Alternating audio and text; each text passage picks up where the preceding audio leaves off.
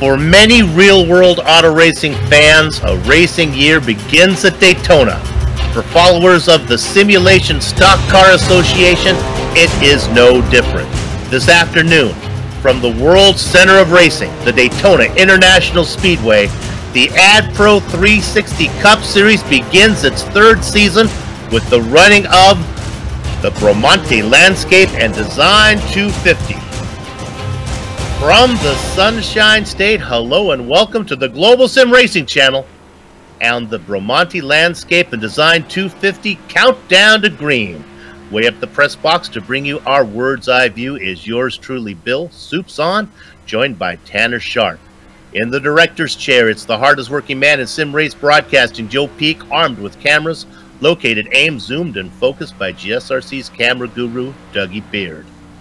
As cyberspace flows into your place over these 15 Streamy Award-worthy minutes, GSRC will bring you all the storylines, all the stats and facts you'll need to fully appreciate the 250 miles of simulated NASCAR-style cup racing that will immediately follow. GSRC will be here to bring you all the action live as it happens as we count down to green. Now, unless you're a Martian sent here to study Earthling behavior, or very new to the sport of auto racing, you're already very familiar with the Daytona International Speedway. But when a venue is this historic, it merits an introduction, so no matter how familiar it may be. So, to do the formalities, let me reintroduce Tanner Sharp. Thank you, Soup. Hello, everybody. Before I talk about the track, let me remind our viewers that this race is sponsored by Bramante Landscape and Design, serving Long Island's most prestigious homes and estates for 15 years. Call them at 516-671-4499 or visit www.bramante.com. Now, Daytona. A lot can be said about the Daytona International Speedway, but not much needs to be said. Since opening in 1959, this place has been the home of the Daytona 500, the most prestigious race in NASCAR. The other big event is the re-owned Daytona 24 sports car endurance race. But they don't call this place the world center of racing for nothing. ARCA, AMA Superbike, USCC, SSCA, and Motocross all visit Daytona. Tonight, the racing will be on the famed Tri-Oval. 2.5 miles of asphalt with the corners banked at 31 degrees of banking, and the Tri-Oval at the start-finish line is 18 degrees of banking, as steep as you would see on a ranch house. But the best way to get an idea of what this place is like is to see it for yourself.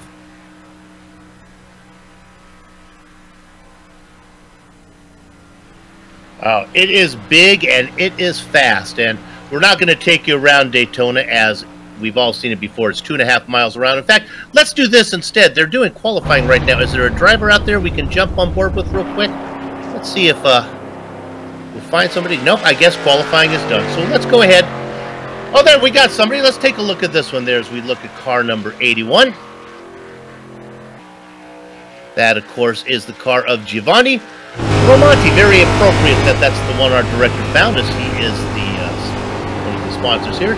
He's rolled that yellow line. I believe his qualifying run was just completed.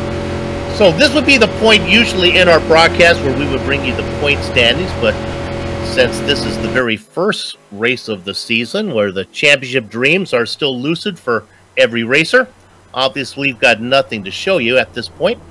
So why don't we go right to the event details, Tanner? Yes, sir. This is round 1 of 17 of the regular season races. And then after those 17 races, there will be a 7 playoff race.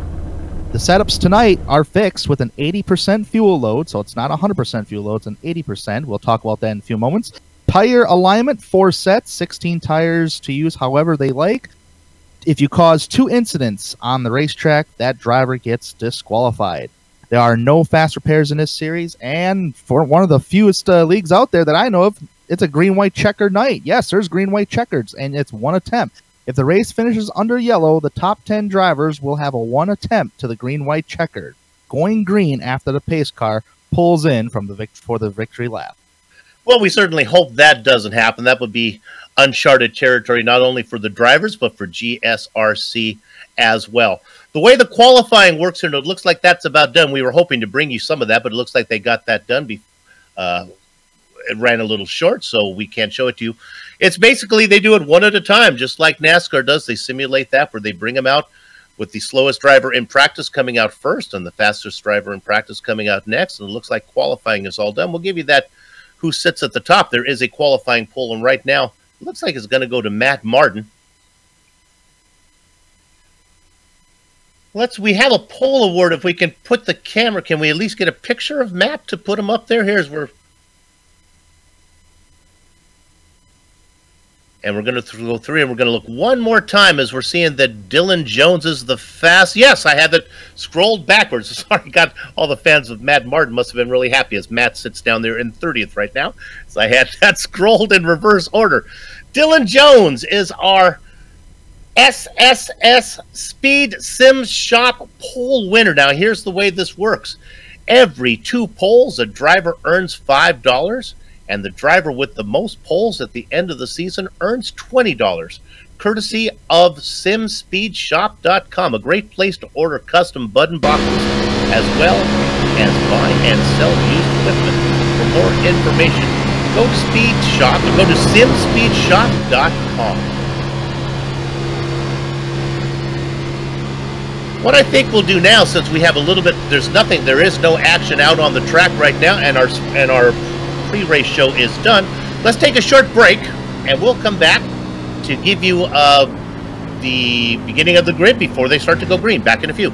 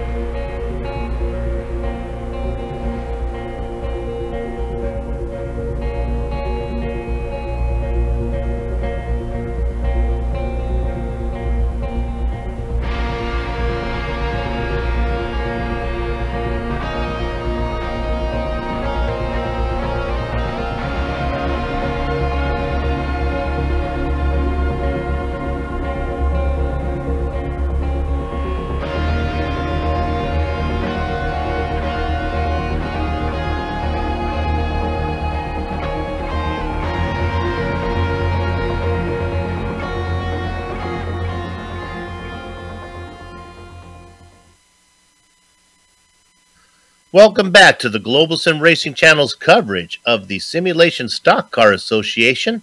It's the AdPro 360 Cup Series Round 1 from Daytona, the Bramante Landscape and Design 250.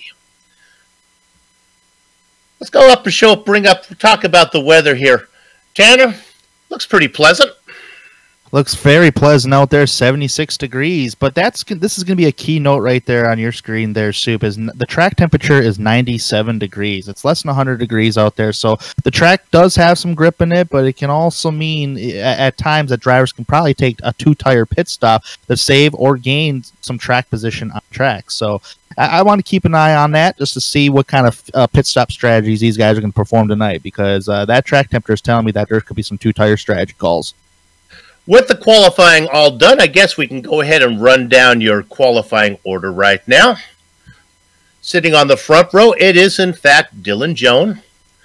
Outside of him will be Kyle Kramer. Row 2 is going to be filled up by Gerald Campbell and Blake Griffin. Good to see Blake. I guess he took some time off from the NBA to get in here and race with us. Andrew Ferniers in the 5th position. Danny Rogers outside of him. Row 4. That's David Washington and Alan Elwood. Row number 5, Ryan Hill and William Roberts Jr. Tanner? Ellery Queen is going to start outside the top 10 tonight in 11th. William Locklear in 12th. Josh Bonwell in 13th. Jesse Abraham in the 14th position tonight. And rounding out the top 15 will be Will Davis. Ethan Moore starts 16th. Gabriel Wood in 17th. Mark Clewell in the 18th position, Michael Snow in 19th, and rounding out the top 20 is Tyler Chalk. Hidden Blackjack, it is series organizer Gary Sexton, inside of Ken Richardson. The next row is going to be made up of Giovanni Bramante, one of our series sponsors, and Jeff Martin outside of him. Eric Sanford and Colton Selleck make up the 26th position. Chuck Idle and Donald Stewart in 27th and 28th. The next row is filled up with Matt Martin and Mark Wilsley. Ian Hayes in the 32nd position. Richard Regan Jr. in 33rd. 34th, Josh Tanner. And 35, rounding out, is Curtis Young, tailing Charlie of the field tonight. As they do their pace lap, maybe we can bring up our small little graphic here, what we're going to call the race analysis, and give you an idea of how this is going to play out. Our race distance today, it's a half 500, 250 miles, 100 laps. Now, the way they're doing it, they break it up into three stages, just like NASCAR does.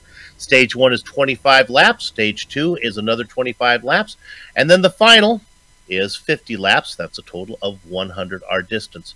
The fuel run today, we expect it to be somewhere between 30 and 35. And, of course, there are bonus points for winning stages and playoff points, or bonus points if you're in the top 10 of a stage, and you get a bonus point. You get a playoff point if you win a stage. All right. This is our first race here on the Global Sim Racing Channel. It is a 24-race schedule. 17 of them will be regular seasons, and then there is a 7-race playoff. The goal of all the drivers is to be in the top 12, so you make that playoff, then fight it out for there. Try to earn as many playoff points throughout the 17-race regular season. Those carry over to the playoffs, and you are the grand champion by the time this is all done in October. This is the companion series to the AdPro Challenger Series, which is basically the same format, except they run it with the B cars, the Infinity cars.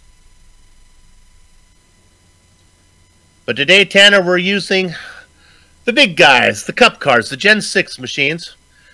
What do you think? Racing line, is this going to be a two-lane race, or do you think the outside's going to open up for these guys? What do you think? Well, I think at the start of the race, you might see some guys going to try something. You're going to need to form a group of guys to get around the guys who are running on the bottom, especially the leaders, because the leader's going to have the start on the inside row. So if you want to start on that, get some help on that high line to get past the leaders, I'd say good about 5 to 6 cars are going to do, because these cars are harder to draft with out there with this draft package than what the trucks and the NASCAR Xfinity cars here on iRacing. So I think drafting, you're going to need a group of guys together. You're going to need some drafting partners. Yeah, you can have one drafting partner, but it's not going to be as strong enough as a group of cars.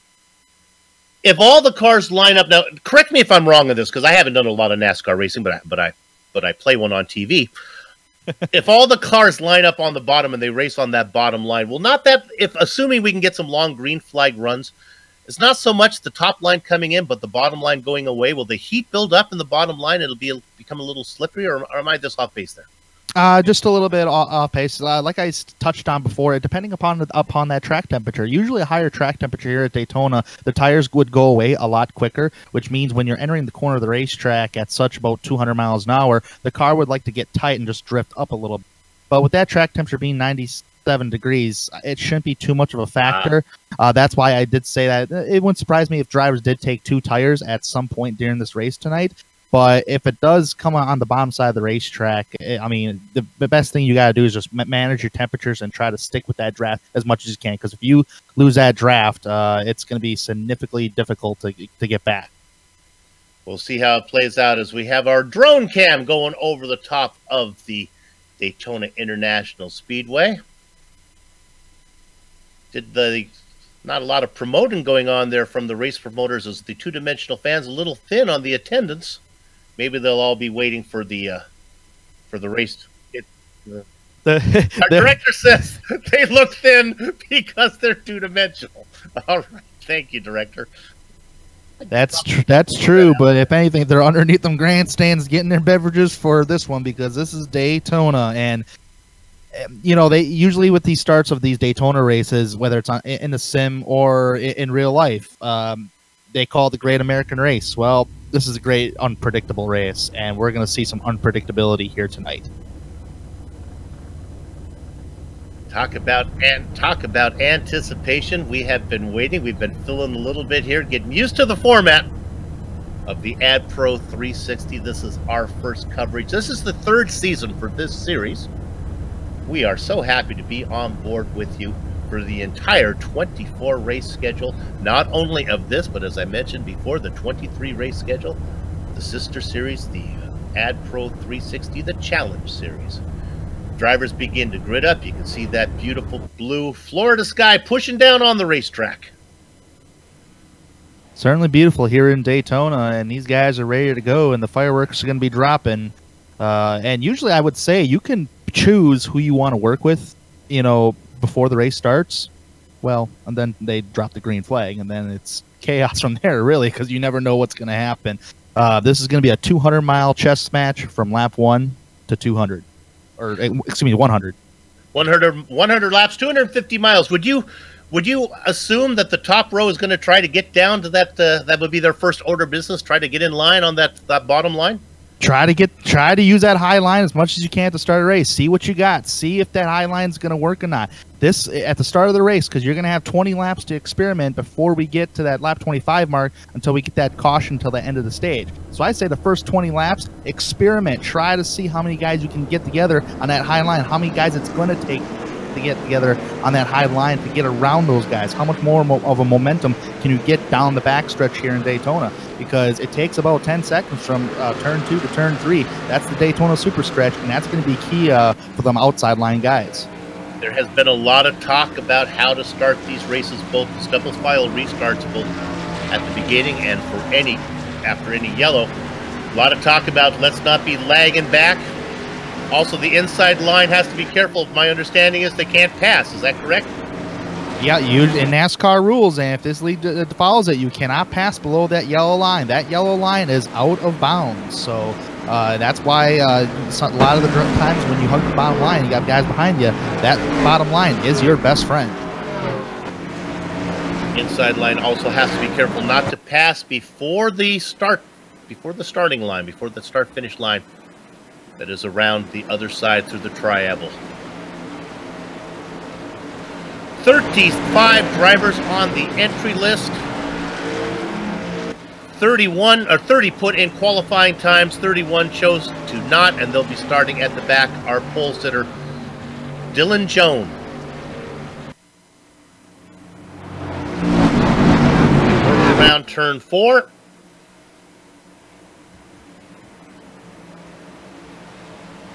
Here we go. Goosebumps and all. You can hear the engine start to roll. Pace car pulls in. Gather up the chickens, take cover behind the cows because the horses are out of the barn. And it is Dylan Jones leading the inside line down into quarter number 1. On the outside, that's Kyle Kramer trying to make that top side work. Down below in the 6 machine, Gerald Campbell. The 7 car running 4th, second on the top side, Blake Griffin. And the 88 machine, Andrew Fairnars down there on the inside of row number 3. They stay 2 by 2. That outside line got a nice push down the backstretch. Now this is the be careful part. Look how the 7 is really tucked up behind that 8. That's the number 7 of Blake Griffin. You got to be careful on how you have to leave a little bit of a gap because sometimes net code can play a big factor here in these restrictor plate tracks like Daytona and Talladega as the number 8 of Kyle Kramer leads the first lap. The outside line proves to be the fastest the first time around.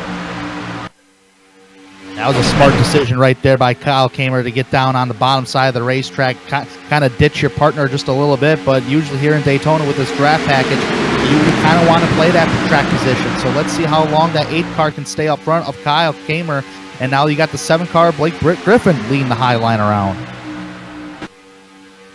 Is water temperature an issue with this weather? Would they have to be careful? You would have to be careful. Just keep an eye on it at all times. It's hard to suck up to these bumpers in these Monster Energy Cup cars, but water. If you're pushing so hard and you're really tucked up close to somebody, water temperature can shoot up. So that's something you're gonna have to manage. Hammer again leads the second lap as they say 2 wide all the way back. We've talked about the guys in front. Let's look a little farther back.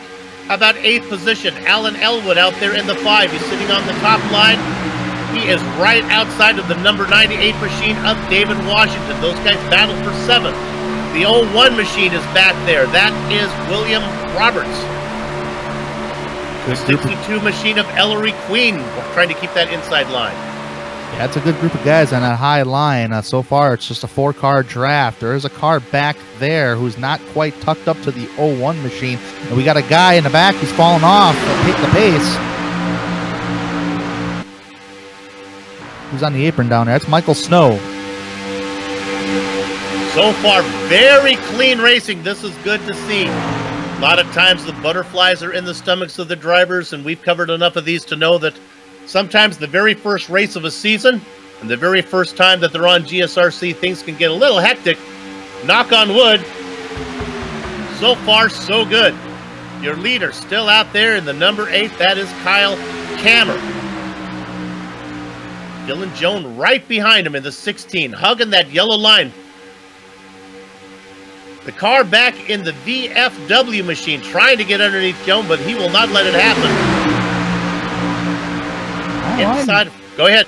Yeah, that high line wants to go. It wants to go right now. It got a nice run off that trial, entering turn number 1. Now, usually on the entrance of corner here in Daytona, that inside line will prevail, as it just did just now. Now coming off turn number 2, you'll see that high line try to gain some momentum. You can use a little side draft. However, you've got to be careful to use a side draft. That means getting up upon someone's door to get that draft that slows down the momentum of the inside row. So far, that high line cannot get the job done just yet, but it's still early. So that actually works in the sim as well as it does in the real world. The side draft can break the run of the guy next to you. Absolutely. Just got to be careful on how close you get to somebody. And as I just said, netcode can play a factor. What about the bump draft? Is that something? Can that get a benefit from that? Can the number 22 there of Danny Rogers get into the back of Griffin and give him a little push? He definitely can if he gets the correct runs coming off the exit of the corners. You don't want to, if you're up close to somebody like we seen earlier when the number 7 was pushing the number 8, you don't want to get too close because you can actually, the bumpers don't match up, so you can actually take that guy out ahead of you and it would cause a big calamity wreck. but you can certainly bump draft. Sometimes you kind of want to peek your nose out. If you really want to try to bump draft, peek your nose out, get up to that quarter panel, and just kind of suck right in just before you get into that right rear quarter panel, so you can bump draft them. But it's a dangerous thing to do, though. Little by little, the bottom line seems to be moving itself as the fast way around. As now the car up on top, the number 7 of Blake Griffin, he falls back to 6, and there's an opening if he wants to push it inside of the 62. Does he want to try to tuck it in there inside of Ellery Queen? He does. That was a smart decision. That high line was not going anywhere, and with this draft package, that was a very smart decision. Now there's only 3 cars leading that high line around, and it's shrinking every time somebody gets an opening on the bottom. The high line being led by the 22 of Danny Rogers, but there are only 3, and I think he's going to go the wrong direction right now. He's already fallen back into 8th spot. No way for that top line to get down in there. Look at them weave down below that inside line, protecting the left side of the car. Kind of like being in a sucker hole 3 wide. You know, you're on that high line, but you ain't going anywhere, and you got the guys on the inside just drafting right by you. Let's go back and put the camera on car number 56. That's Josh Bonwell. He would like to protect that position. He's behind the number 14 of Will Davis. He does not want to leave an opening so that somebody can tuck down in there. Remember, they're not racing to lap 200. They're racing to lap 25. That's when points will be awarded for the end of the stage. And those points can be very critical for the championship this season there, Soup. So it's either you want to go for the points or not go for the points, or you want to go for the big prize for the victory. For number 22 at Danny Rogers, try as he might to make that top side little by little. He continues to drop as Will Davis now gets alongside of him, looking. That's number 14 car. Wow, look at battle for the lead. The 88's got a huge run. That is Andrew Farnarez. Off the high side, off turn number 4. Huge run. Might beat the number 8 of Kyle Kramer to the line. Yes, he will. New leader, the 88.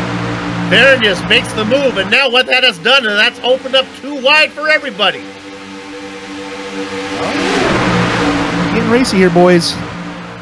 Vernius leads the bottom line. David Washington leads the top. He's getting a little help from the 22 of Danny Rogers, and now big crash, big crash. Big crash in the back of the pack. Looks like it involved the 20 flu. It started with Stefan Llewellyn, the number 9 of Llewellyn.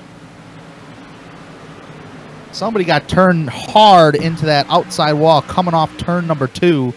And Llewellyn got into the back of Chuck Idle, and then everything else broke loose. It was Octorso putting on his socks. Yeah, I think the 24 there, yeah, you're right. He got the 24 got into the back of the 13, which, yeah, it actually ricocheted. Ooh, hard in the outside wall. Could have been worse. Let's find you a good onboard. Let's try the number 78 machine, Director. Let's try going on board with Daniel Stewart. He was really pinned against the wall. Luckily, they did not come back up and bounce into him. He'll be about 3 cars ahead when the action starts, and he goes to the outside. And they spin out of the way for him. Woo. I don't know if anybody can check there, but I wonder if the 84 has damage, because he just went right through him. Oh, he ghosted, so he must have had some kind of a incident point for it. The 84 of Josh Tanner. Could have put that maybe a little bit in the wall there. Now this is interesting. We are 11 laps in. We have only 14 more to go before they throw the green checkered flag for the end of the stage. Will people come in and bite, give up track position? David Washington is pretending he is going to. Yeah. Psych. Oh, well, we got a first taker, and that's William Roberts Jr. He's coming in from the 8th position. And he looks like he might be the only one. Well, Jesse Abraham. 3 more. Roberts coming in. Looks like Jesse Abraham coming in. Now, here's my thinking on this. We said that they could go about 30 32, 33 laps. Yep. Are they 30. close enough? 25. They get real close to maybe being able to get to the end of the second stage without having to come in again. I think they're just thinking stages right now, because once they hit that lap 50, they're going to have about a little less than 50 laps to run with the caution flag. That's a hard, tough call. But we do got a lucky dog, though, and that would be Mark Wisley. Good for him. Getting the lucky dog coming around.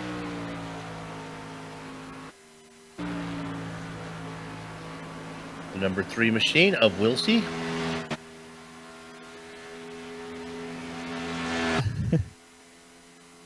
Mark was 1 lap down. He was the only driver 1 lap down. Now, there are no fast repairs, so Chuck Idle and Stefan Llewellyn, I think their afternoon might be done. They sit in the pits right now. They both took very hard hits. Stephen Llewellyn and the number 24 of Idle, they took really hard hits. Actually, I'm looking at the number 9 right now. He's got his whole front end nose is missing. He's got more damage than the 24. Actually, just about the same damage. So they're going to be in there for a long time. There goes a 24 right now. Idle going to bring it out. And again with the lucky dog. Hang in there close, pick up some points. Attrition could be a factor. If the car can be competitive, might as well stay out there and pick up some points. Kind of surprised the pace car didn't shut off, but the pace car speed here in Daytona is 80 miles an hour with a pit road speed limit of 60 miles an hour. They need to go. The fuel, we didn't have it in our details. The fuel limit is 80%. It's not a full tank. If you're a fan of NASCAR, you would start be thinking, well, they can probably go 40, 41 laps. Not the case here. They have a little bit restricted fuel cells.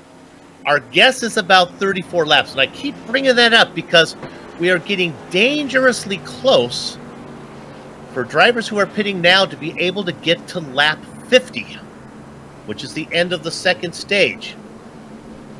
The theory would be if you're at the back, you come in now, put on fresh rubber, fill it up as much as you can. You won't have to come in again. All the leaders will. Drivers like David Washington, Andrew Fernias will all have to make one stop before that next stage. So, pay me now, you can pay me later. Yeah, and I did say, you know, it wouldn't surprise me if drivers took 2 tires, but under a caution flag like this was, if you pitted this caution, you know, just to come down pit road to stay in the back, this would be a perfect opportunity to take all 4 tires. So if you're taking green flag pit stops, that's where I would try to mix it up a little bit and try to go for 2. But under these caution flags, go for 4. I would not be surprised to see even some more drivers right now at the very back come in and top off if they thought that getting to the next stage was an issue. Let's see if anybody bites here. Nope, looks like they're all happy.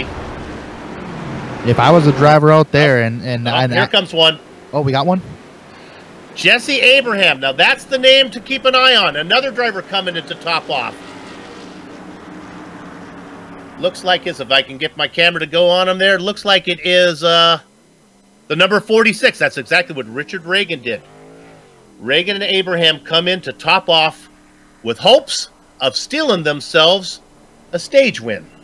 William Roberts Jr. was another driver under this caution that did pit, but he didn't come down this time to top off, though. So just kind of keep an eye on those drivers. And I was just about to state, too, that under these caution flags, I would be clutching that thing and turning off that engine as much as I can just to save as much as I can. So boys and girls, if you're scoring at home, Jesse Abraham and Richard Reagan have a chance to maybe get to the lap 50 and win the second stage. Assuming we went green all the way. And honestly, as clean as they were racing, I would not be surprised if we didn't run green from here on out, at least to lap 50. Meanwhile, let's put our attention back up top where it is the number.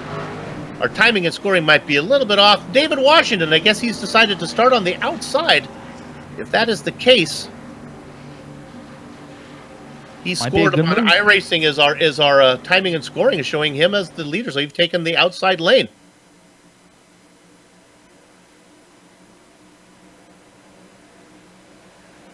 pace car pulls in. That's going to give control to David Washington. He's waiting, he's waiting, he's waiting. He's on the gas. Great start by David Washington. Now you don't want to get a big too big of a gap because they can get a nice run on you. But this is a cool strategy on Washington's part because now he's going to decide, I'm going to go on the bottom here down in turn number 1 because that's where the most momentum is going to come from. And then maybe, you know, if he really wants to be aggressive, he can go jump to that high line of the block.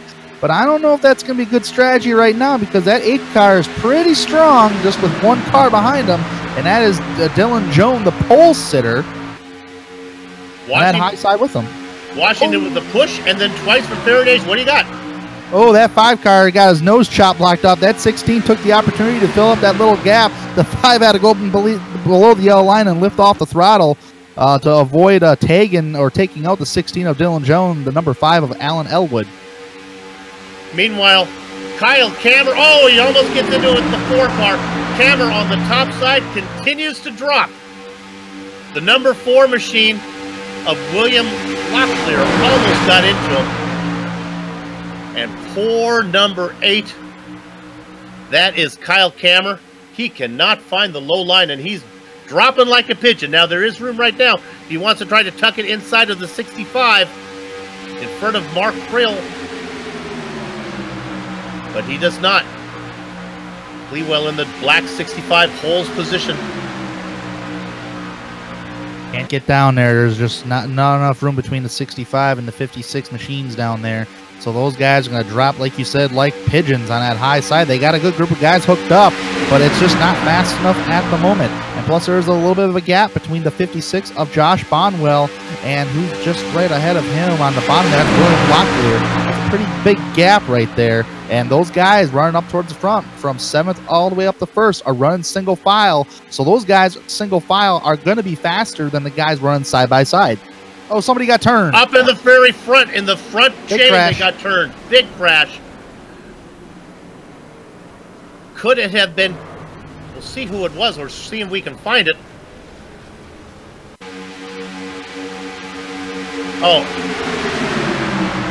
Oh, the pole sitter to 16 of Dylan Jones got turned in a right rear quarter panel.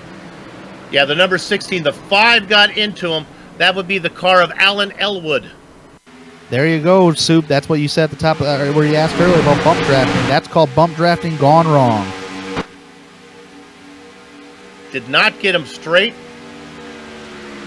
And turns the number 16, and then the 56 collects him. That was Josh Bonwell got into him. Also involved as we ride on board with Giovanni.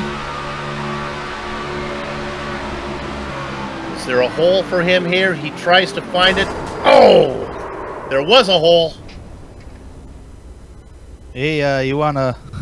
Oh, I was going to say, never mind, he got involved. The number 3 actually almost avoided that. 56 involved in it. I believe the 16 was caught in it. Dylan Jones was in that mess. Yeah, poor Dylan Jones started on the pole, man. Wasn't able to lead a lap either. It's unfortunate getting caught up in that incident. The number 01 of William Roberts was collected by Ellery Queen, one of our celebrity racers here today. A lot of celebrity racers in this one. Ellery Queen has stepped out of fiction to come in and race with us, as well as Blake Griffin has checked away from the Detroit Pistons to come in and race. Well, at lap 19, we will go green before the stage is done. But the herd thins. Looking at a lucky dog, one driver gets to go around. Might have been the car of 62, might have been Ellery Queen picking that up, although he was involved in the incident. Maybe iRacer gave it to him anyway. The 62 making his way around. Our leader right now, David Washington. Another driver either getting the wave around or the lucky job. Here comes Chuck Idle in the 24. Yeah, it should have been Chuck Idle, the lucky dog. Yeah, that car is damaged, but it wasn't from this time. That's from the previous incident. We talked about Chuck bringing that car out there, and that's exactly, Tanner, what he wanted to do. Come on out, keep the car clean, vulture some spots from attrition. Yeah, you know, what I've just seen so far, there's been 2 big incidents so far. I've taken out a good number of drivers so far, but so far, if you haven't had any damage, that's a good thing. But I'd still take it easy. We're only lap 20, and we got about coming to 5 laps here soon till we reach the end of that stage. So it's still early to be roughhousing. Andrew Ferniers leads the field. He's right behind the pace car right now. Our timing and scoring shows him in second. Don't be fooled by that. He is indeed the leader. Danny Rogers behind him. Gerald Campbell in third. William Locklear in the number 4 machine, who almost got into it from the low line when he drifted up, almost got into Cammer. He's racing in fourth. Mark Clewell in fifth.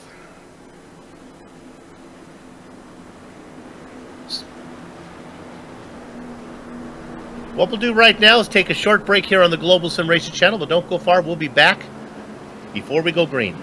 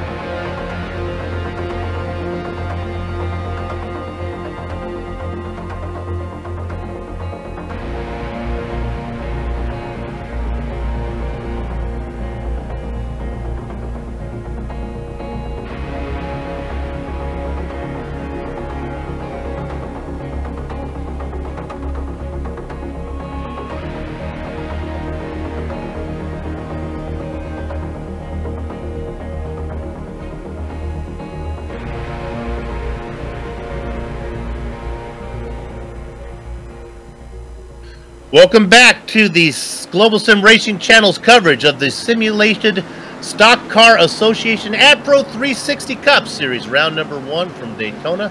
It's the Romonti Landscape and Design 250, and we have a tale of 2 cities going on right now. The front 10 cars have decided to stay out. They're going to try to see if they can steal themselves some stage points. Cars 11th and back have all come in for a pit stop. Look for them not to pit under the mandatory caution that will happen at the end of the first stage. Look for them to stay out, pick up some track position, see if they can steal themselves a second stage win. So right now, in the number 98, David Washington, outside of the number 88, Andrew Ferniers. Yeah, I do believe those guys are teammates. They both have Chief Andy on the car and both driving Fords. And now actually the first Chevrolet is the number 4 and 5th. Pack of Fords and 1 Toyota and a Chevy. Top 5. 2 teammates out in front. Let's see how hard the driver on the inside, the 88 machine of Ferniers, battles for that spot. Pace car is in. They go green. They'll be working lap number 22. And it is David Washington out in front. His teammate Andrew Ferniers tucks right in behind him. On the top side, that's Jared Campbell. Campbell being challenged down below from the 22 machine of Danny Rogers. Rogers now with the advantage, hoping to get a little help from the number 4 of William Locklear. And oh man, 2x2, except the two cats out front.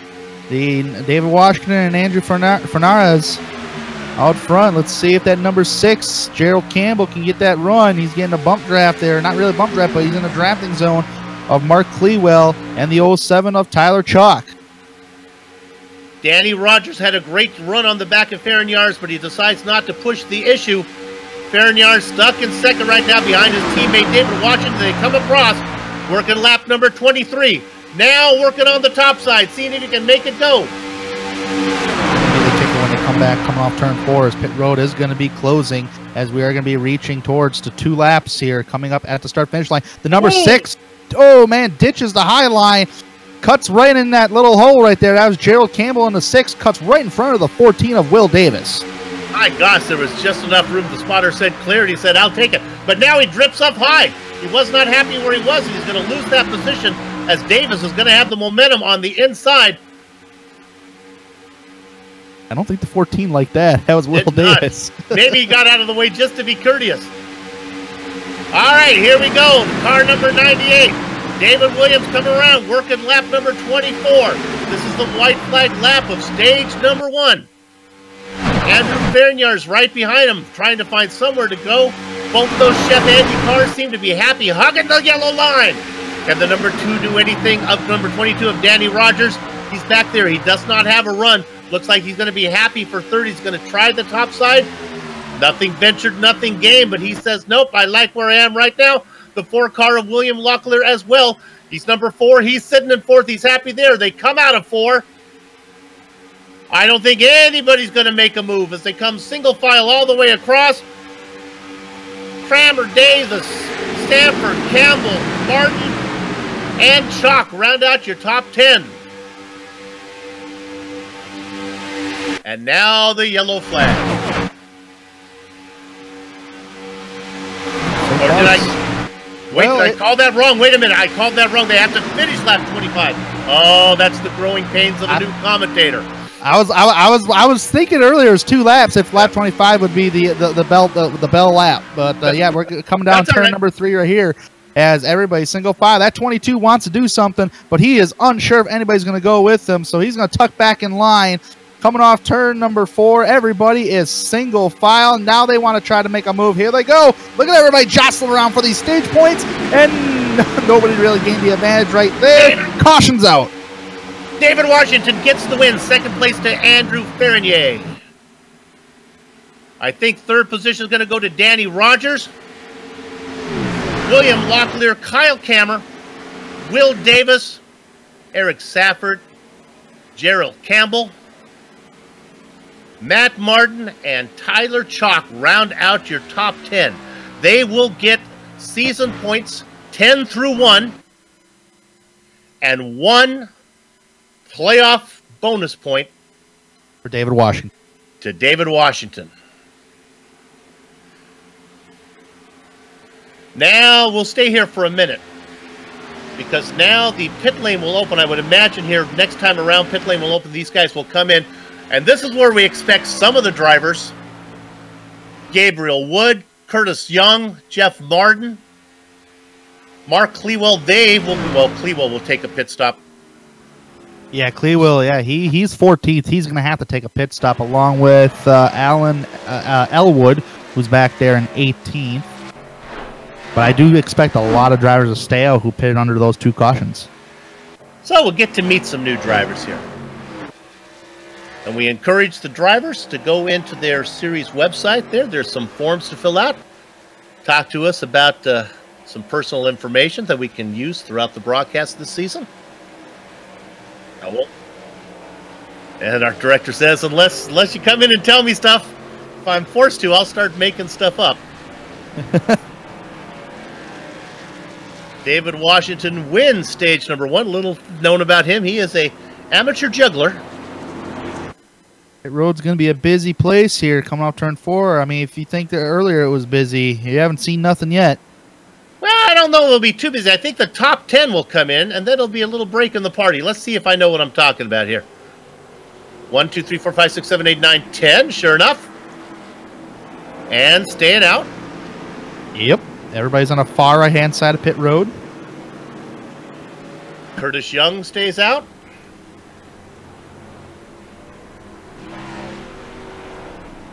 Gabriel Wood, the leader of all the cars who pitted in that last stop. Wood, Young, Jeff Martin, Ryan Hill, Ethan Moore. Welcome to the broadcast, boys. Michael Snow, Donald Stewart, Gary Sexton in 8th. Ellery Queen, that car looking good, be pretty good. The 62 machine looking pretty good for Ellery. Although Ellery is not in the lead lap, he is 2 laps down. Well, with that, what we'll do here in the Global Sim Racing channel, we'll take another real short break. No, we're not going to do that. I forgot. We actually have a graphic to show you. We've come prepared. Let's go ahead and bring up. We've talked about playoff series points, regular season points. We're going to bring up a graphic right now, and this will show you how those work. There they are right there, the point system. Tanner? Yep, and as you see on screen, 43 points is going to go to the race winner. And as well, 10 stage winner, which was Washington. He got 10 points, bonus points, but he gets a stage point. And also with that top 10 at the end of the stage. You also get a point for leading a lap here in Daytona, and also leading the most laps is 1 extra point. So some pretty nifty points right there. So let's do a little math here. If you win the race, you get yourself 43. Then if you won stage 1, you got an extra 10. You won stage 2, you get an extra 10. So that gets you up to 63. Get a bonus point for leading a lap, that's 64. Let's say you led the most laps, which you probably would if you had that kind of day. I guess the best score you could hope to get, 65 points. You are correct. That's bringing home the bacon. That is. That is 100% the true math there. That's full points. That's if you're out front the entire day, of course. Page 17 of the GSRC Commentator's Handbook says, commentators should not do math on the air. Broke the rule, but I think I got away with it. Our leader now, Gabriel Wood. I'm a little concerned about this here, Soup. And here's the reason why about Gabriel Wood. Okay. Look at that front nose damage. That's aerodynamic sensitive right there, especially when you come to these restrictor plate racetracks. So if he's going to be the race leader, depending upon how, if he gets up to speed, if he's able to keep pace up towards the front like that, that could bog the motor down a little bit with that damage on the front end there, because you want that car pitch clean here on these restrictor plate racetracks. Aerodynamics is the #1 thing at Daytona and Talladega. Well, his bad news is going to be good news for Curtis Young, because with the double file restart, the 94 machine will not be behind the 00. But it will be bad news for either Jeff Martin or Ryan Hill, depending on if Gabriel Wood decides to take the low side or the high side. Yeah, he's on the same strategy as these top 8 cars right now. Everybody else behind that top 8 pitted just now, so, and we still got the caution lights on, but I am a little bit concerned. If I was a driver out there, I would be a little concerned with that damage on that front end of the 00 machine. Gabriel Wood. Right now, if I'm Jeff Martin and I know that I'm pinned on the inside of row 2 at the green flag, I'd be encouraging the car with the damage. Gabriel, why don't you try the top? Let me see if I can tuck in behind the number 94, but that's not going to be the case. That 00 car of Gabriel Wood's going to be on the bottom with nobody to help him. So if there is some straight line speed, that's going to be bad news for the driver in the 15 machine of Jeff Martin. In fact, maybe that should be, maybe some of the drivers are listening to the broadcast and they can be aware that that inside line may not be going. I do that. If I'm ever in a broadcast race, I do that. It kind of keeps me updated on everybody else. It's a cheap way of doing it, but it works. Might be a little bit like a maybe 30-second delay on my end, but hey, it works. I'll keep that in mind then the next time you're in one of the broadcasts I'm doing. If you hear me say clear, just go for it, okay? You're clear. Yeah, I'll do that. Yeah. I'll work with a 30-second delay. I don't worry. I'll anticipate, man. Yeah, okay. Then get it to a wreck, and I'll be like, sorry, guys, my spotter told me I was clear. They'll be working lap 31, so this will be a short green flag run here as they're going to lap 50. 19 laps of racing before the yellow flag will come out again. In control of the field, the 00 Gabriel Wood. put a W on the one side of his number and a D on the back side of your number, he'd have his last name up on the hood. I don't know if that 94 car's aerodynamics will be affected as much as the 00, because the 00 has a little more damage than the 94 there. He's got some right rear damage, but we'll see how this is going to turn out. Pace car pulls in. They'll be working lap 31. And we're back to green with Gabriel Wood leading the way. Let's see how that 00 goes. So far, so good. He gets on the gas nicely. The car seems to drive into one pretty well. He's getting a little bit of help from the 15 machine of Jeff Martin. Let's go, Gabriel.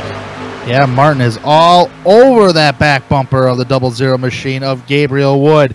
Coming off turn number 2. Now, this is going to be the true test right here for Wood. How much speed is he going to have down the back straightaway? It's like having a drag race. Some bump drafting going on. So far, sticking really well, and he's actually going 193 miles an hour, so that's actually not bad. That's actually keeping pace. Curtis Young was getting freight trained on the top side until number 55, Ryan Hill, came up behind him and gave him a bump and tried to get him going. Those two guys have no hope of getting down on the inside as they are nose to tail on that yellow line. Oh, man, those guys. Curtis Young is in trouble on that high line. He has not really any drafting help up there. He's got to get help from that 55 of Ryan Hill, but Ryan Hill's not close enough to even help out whatsoever. He's actually falling, dropping like a pigeon a lot more than what Young is. Up front, Jeff Martin hooked up behind Gabriel Wood, giving him a bump. Wood saying nose damage, schmo damage is what he's calling the commentators right now. He's got that 00 lined up straight, throttled down, getting pushed from Jeff Martin. Ethan Moore back in third. Gary Sexton in the 13 car races in fourth. Rounding out your top 5, he's back. Andrew Ferrignars. Tell you what, though, Gabriel Wood, he's got 3 Toyotas tucked up right behind him. But look at that outside row. Here they go. That's Fahrenheit on that high line, being pushed by Eric Stanford in the 19. Now can they get a couple more guys on that higher side? Who's a 78? Donald Stewart. We know that the 88 car is fast. He's already picked up points. He finished second in the first stage, and now he's looking to get some more points. Getting a little bit of help back there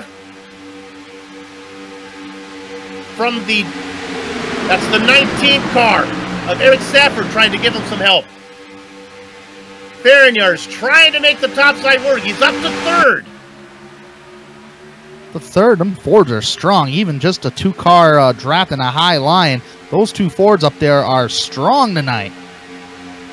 Now, can the 88 tuck in? Can he get in close to the 23 and pick up a little bit of side draft, try to break the momentum, or does he have to do it all on his own, Tanner? He's going to have to get to that right rear quarter panel to try to slow him down, but on entrance to the corner, just what you just seen like that inside row kind of just shoots on by. So right now, the draft is not strong enough on that high line. You can try to side draft as much as you want, but how big of effective it's going to be, it just depends all the time, and you got to be careful doing it, though. I am surprised that the reputation of Ferrignars has not brought some other guys on the outside back in behind Eric Stafford. Those 2 guys, Stanford and Ferrignars, up on top doing it all by themselves. There's some opportunities there. Maybe the 78 thinks he might want to do it. That's Donald Stewart that has an idea of doing it. Ooh, that 15 might be popping out of line. Jeff Martin thought about it. 23 thought about going with them, but he tucked right back in line. That would be Ethan Moore. Boy, when they do decide to go, it could be bad news for Gabriel Wood. Not sure how that car's going to race on his own. Tell you what, man, if that 23 car, or that that 13 car of Gary Sexton, man. Oh, who jumped up there on the high line there? That was the number 5 machine back there. Alan Elwood. Knocked back down. Yeah, Elwood working both sides of the street like a jaywalking mailman, can't pick a lane. I would not be surprised if the 15 stays behind the 00 until he sees that second line coming. Here they go. No, he says, I'm going now. He doesn't get any friends. This may be the best news for the 88 of Ferrignars, because now Ferrignars has somebody to run up behind. The 88's working beyond the 22. He's coming up now. He's got a good run. He's gaining on the 13. Here he comes. The 88's going to give him a bump. they're catching him now, and now let's see if they can operate that high line. Really thought the Toyotas would have worked with the Toyotas, but obviously that didn't play out. So now the top side starts to build. It's 3 cars up there. Is there another taker? The number 5 back there working both sides of the street, continuing. That is Alan Elwood. He doesn't know if he wants to get behind the 07 or behind the 19. We right on board with the number 88 right now of Andrew Fernier. Racing in about, 6th position. That could change any second.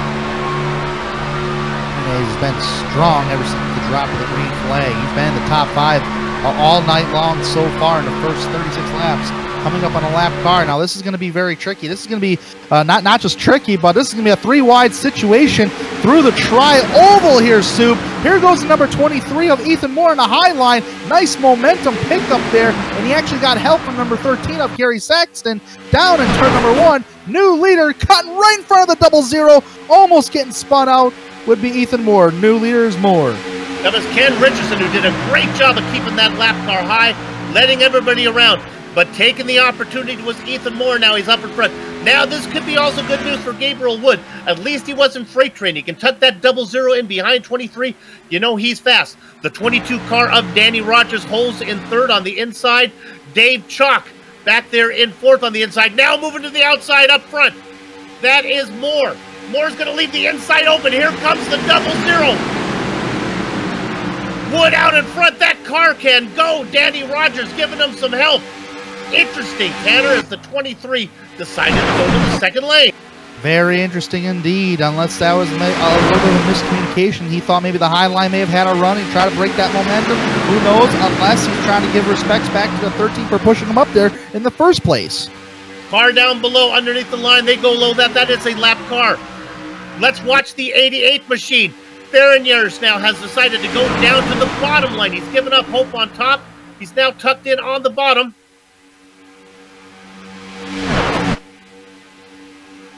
He races back in 5th position. Where did the 88 of Andrew Fernandez's teammate go that he had earlier, our stage winner? He is back in a 2nd pack. Ken Richardson back in 25th position right now. Wow, was that no? Who was our winner? It was David Washington. Washington, yes. Yep. Washington back in 20th.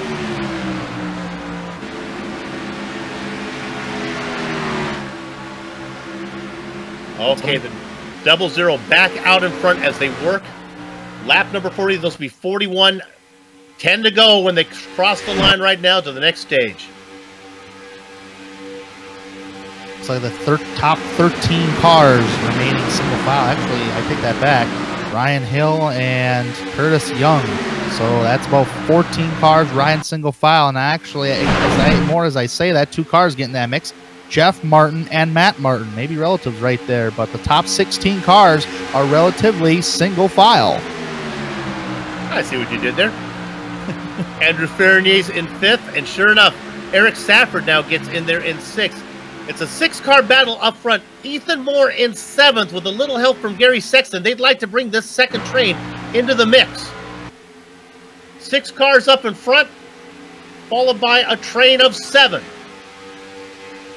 Ethan Moore's coming. I think he's going to gather up Eric Safford, the caboose of the lead train pretty soon. And I think we're going to have 13 cars nose to tail in a minute. Some smoke! Somebody blew an engine. It is the machine. It is the double 2. Oh! Back. Fernace bumps him once, bumps him twice. The 88 gets him out of the way. Caution is out here in Daytona, so put it out. Danny Rogers was pushing, and he pushed too hard, and the engine gave up. That's a shame, and that was one thing we talked about at the top of the show tonight here, Soup, was water temperature. It was going to be critical for these drivers to manage their temperatures. Look at the 88. Look at this 88 car, how sideways it gets a Fernace. He gets bumped once, he gets once, twice. Somehow he straightens it out, and the 88 keeps it going. Holy smokes. Then that car comes down. There was some damage behind. We'll see if we can get you some of the other drivers involved in that. The number 6 machine, Gerald Campbell, involved in that incident. Oh, boy. As was the 55 car of Ryan Hill. The 78 machine. Also involved in that one as well of Donald Stewart. Man, that 88 machine did, I mean, for you NASCAR fans out there, that 88 machine did pull a Kyle Busch. If you remember a few years ago, quite a few years ago. Yeah, that's about as wide as that car can get. A great job of driving. The replay is long gone, but William Locklear did a really good job of basically stopping that number 4 machine in front of everybody. Let all the nonsense happen in front of him. And then, let's watch it from William Locklear's point of view here. He has the best view when this is over. Basically parks the car and just watches the nonsense in front of him. Oh. William right now. He's way back. And he sees the smoke. He doesn't have to worry about getting rear-ended because I'm not sure if there's even anyone behind him. But he rolls it up. Easy, easy, easy, boy. Oh, boy. And boy, is smoking. I'll go here, I'll stop, I'll go here. Boy, I'll go down low. I'll just stop. Okay, there we go. I may have one more for you there if our director. All right, go ahead. It'll be Curtis Young in the 94 machine. On board. We'll go on board with Curtis Young. Curtis Young. Yeah, he's going to have Ryan Hill and Will Davis right ahead of him. Yeah, we're on him. What do you see, Tanner? Well, he's going to come down turn number 1. Like I say, he's going to have Ryan Hill right ahead of him here. You're going to see smoke, but again, he's going to avoid a 2 right here. Here's 1. And there's 2 coming down the track. Wow. You got to get off that banking. Yep. Way to water down. Curtis Young now bringing that car back out on track. Not sure if he picked up any other damage, but he's coming back out. So they are working lap number. It'll be 45 when they cross the line this time. We have, let's see, we have one car that is staying out. Gabriel Wood's been out there on 25 laps on this stint for his tires. That actually might play out. They only got to, I mean, pace car lights are still on, so you're saving as much gas as you can, and you can make it to the end of the stage. So you would just have to come to the end of the stage, come down, fill that thing up with gas, take however many tires you want, and get back on out there. Wood is our leader in front.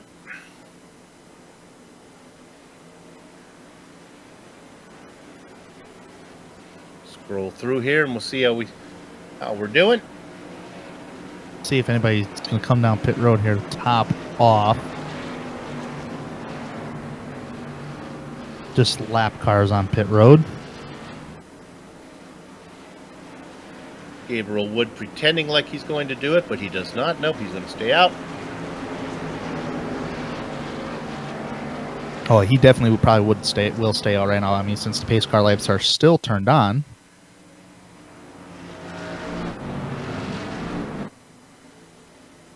What we'll do right now, we've got all of our work done. Let's take another short break and we'll come back before we go green.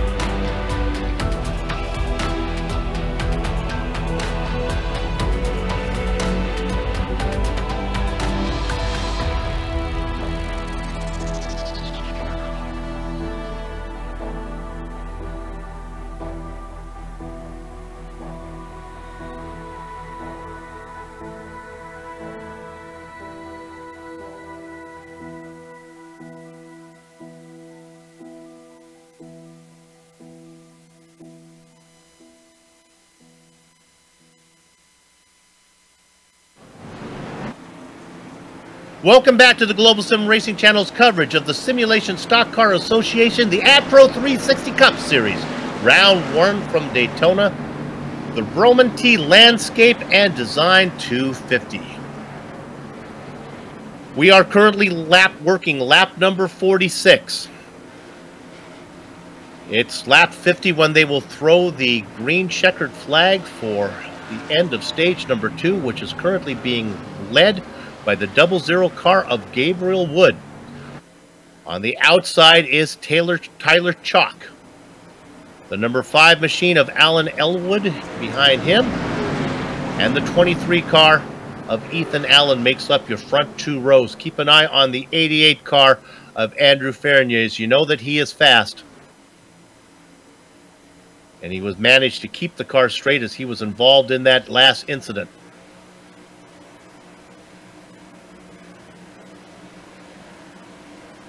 Pace car pulls in. They're on the throttle. Wood gets a good jump. Tyler Chalk behind him in the 07 tucks down. Yep, 4 to go until we get that stage end of stage number 2.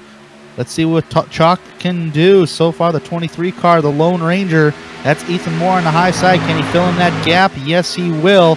Right in front of his buddy who got him up there earlier. That would be the number 13 of Gary Sexton. Now everybody's single file on the bottom side of the racetrack. They run single file all the way back to 10. The only car stuck on the high side is the 99 of Colton Selick. Selick fallen.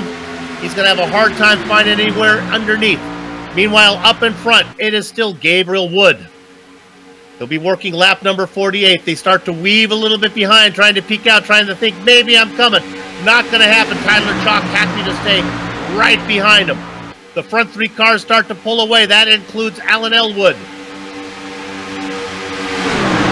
Yeah, the 88 car, I wonder if he's able to keep up with the top 3 cars so far. I mean, he's going 191 in the corner right now. Let's see what kind of speed he carries down this back straightaway with that damage. Right now, he's going to get freight trained, so it's not going to be up there in speed. You got the Gary Sexton and Ethan Moore going around him on the high side of the racetrack right now, or at least attempting to.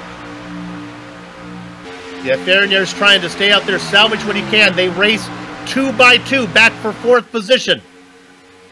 Ferniers getting a little bit of a help on the inside. Eric Stanford giving him some love. Pushing him out in front. Looks like they're going to clear Ethan Moore. The 13 car of Gary Sexton trying to get the top side to work. He's right on behind Moore.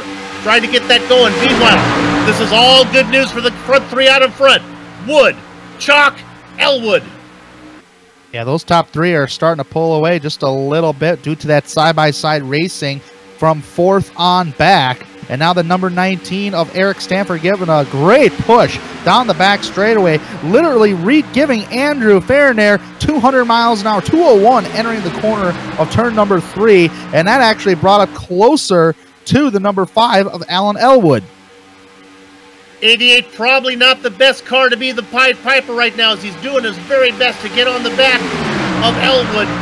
Nevertheless, I don't think that 88 is going to be able to go anywhere, and I wonder if Eric Stafford has figured that out now. He's back up in the train. Now, once the 3-car breakaway is now back into the herd of cars that are stalking it. Watch for the 19 to make a move. He's back there in 5th position. He does not want to sit behind the 88. He knows the 88 cannot go. Meanwhile, up in front, it is still Wood, Chalk, and Elwood. Keep in mind, though, that is another Chef Andy machine. Eric Stafford teammated up with Andrew Ferniers. Coming to the line right here. Here comes the number 5 machine. Wanted to look towards the outside. There's absolutely no help. And this will conclude right here, stage number 2. Wood, Chalk, Elwood, Ferniers, Stanford, Moore, Sexton, Martin, that's Matt and Jeff, with David Washington getting another point. Wasn't that long ago? He was like back in 20th, and now he's cracked the top 10. Yep. Well, we've reached the halfway point. We'll stay here for a minute to see how pit lane plays out. We'll probably take another break in a second. These cars now just leaving pit road. So as the race leaders are coming off turn number 4, so congratulations to Gabriel Wood on getting that stage point along with 10 bonus points.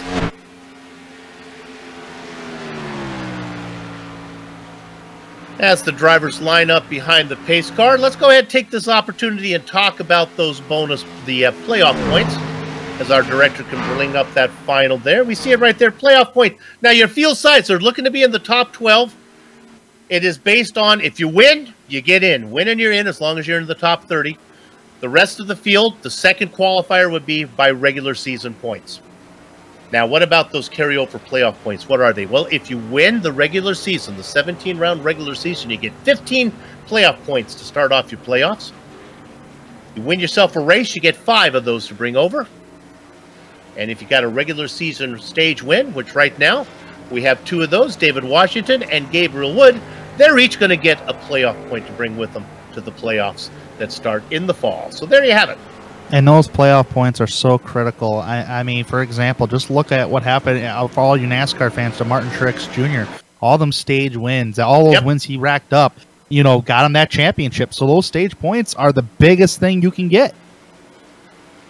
And here at GSRC, we like it as well because it gives us a chance to call, with these short stages as they are, it gives us a chance to call some other names up in front. Now, I think we're going to see everybody coming in.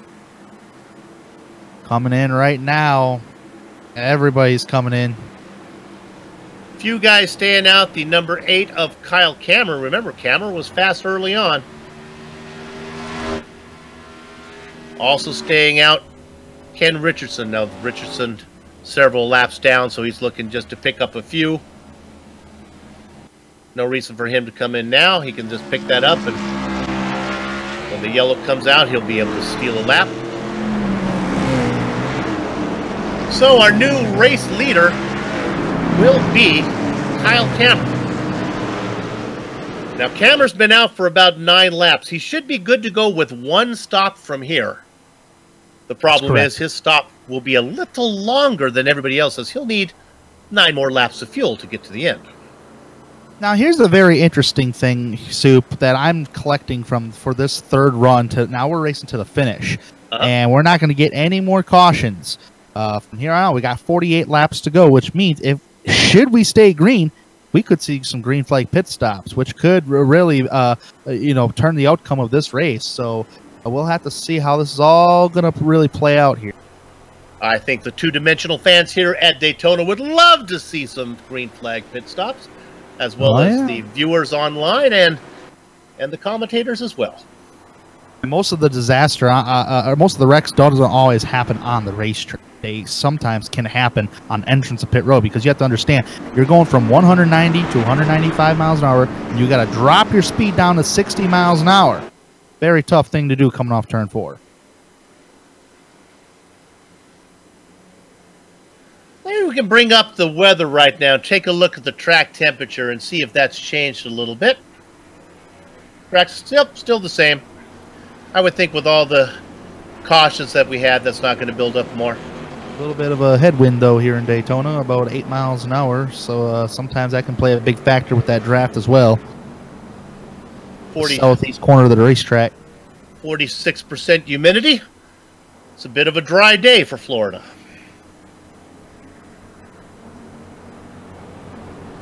Anything in double digits is and usually around this time of year, you would get them Florida rains, you know. Well, this is interesting. We know that the 8 machine is fast. We saw him early on.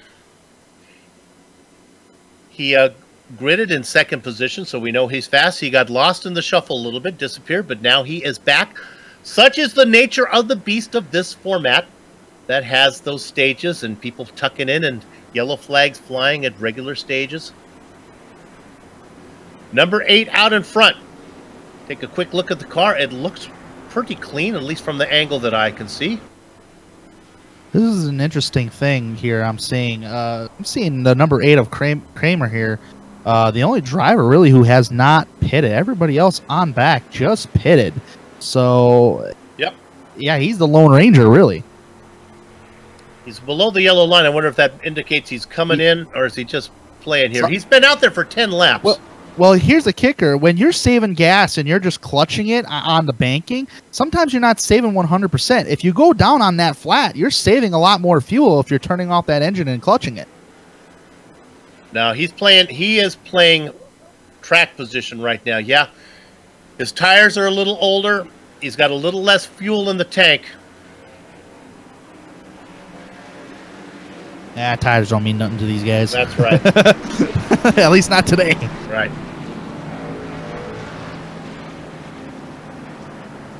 I think what he's doing, I think he's channeling his Blues Brothers there. Is this a 45 laps of racing to go? Half a tank of fuel. The car is fast. Pack of cigarettes. Hit it. Kyle Kammer out in front. It's not dark out and he doesn't have sunglasses, our director says. Yeah, I guess stretching that analogy a little thin. Jeff Martin in second. Curtis Young. Jesse Abraham, that 97 machine. We talked about him earlier. Car did not have the speed when I was counting on it last time. We'll see what he can do now. Alan Elwood in fifth. Gabriel Wood, he's still got that 00 out there. The 07 of Tyler Chalk in the mix. Eric Safford. The 19 car. And the number 98. David Washington on the inside. Row number 5.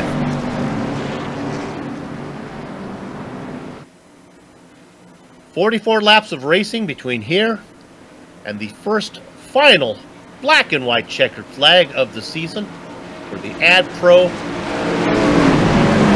360. Might be seeing so these guys be a little more racier than what we have seen. Coming down the pace cars on pit road. Here we go. Kyle Kammer on the loud pedal. Side by side is Martin and Kammer. Good start by everybody. Okay, Tanner, I'll go with you. We'll call him Kammer. We'll like to get corrected on that one. I like that one better anyway. The 8 machine, Kyle Kammer up, getting a push from the 94 of Curtis Young. Those two guys get a break.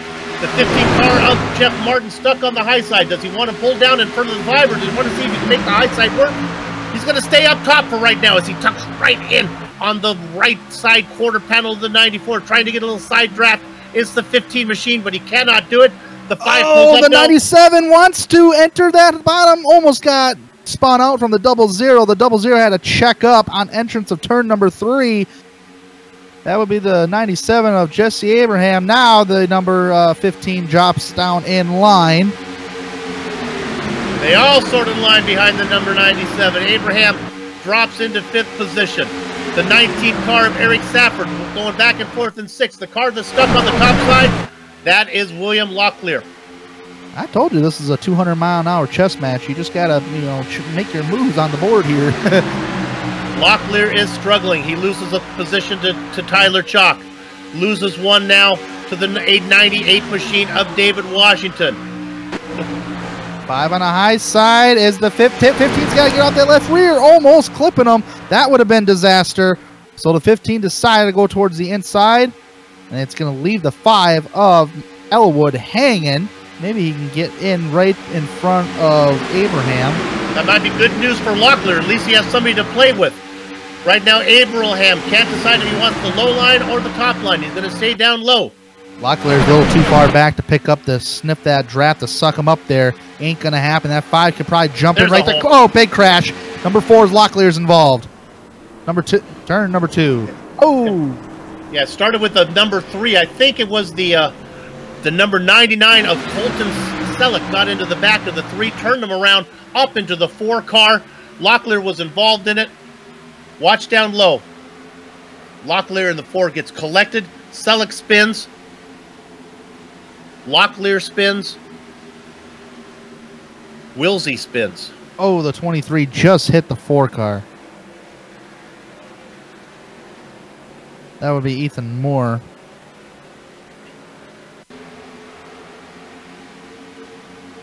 Look at Ethan Moore. Those 3 cars spun up in front.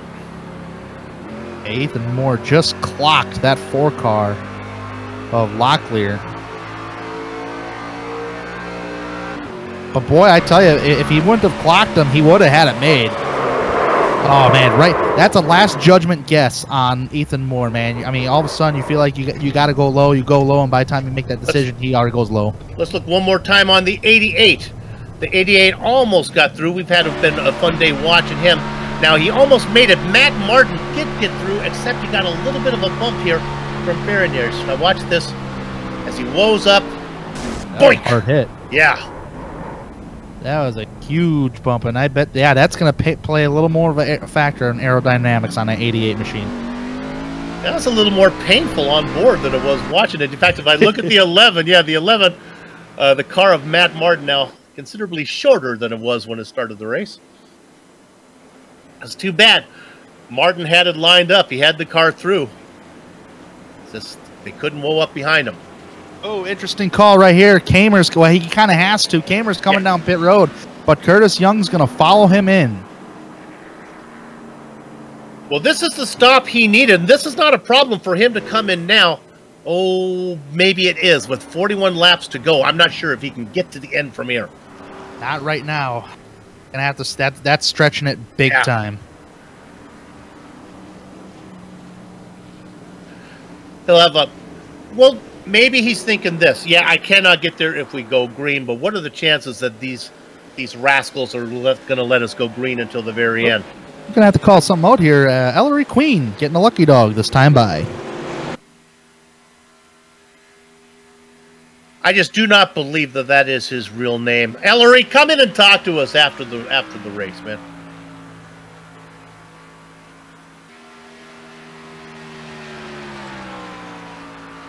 So, Jeff Martin is now your leader. Also like to find out, as we get to know these drivers, find out the relationship between him and Matt Martin.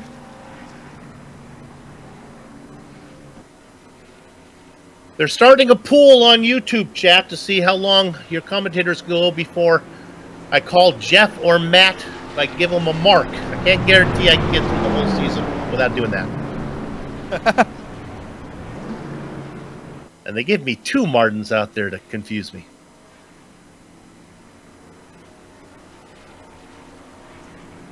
Another look through the field.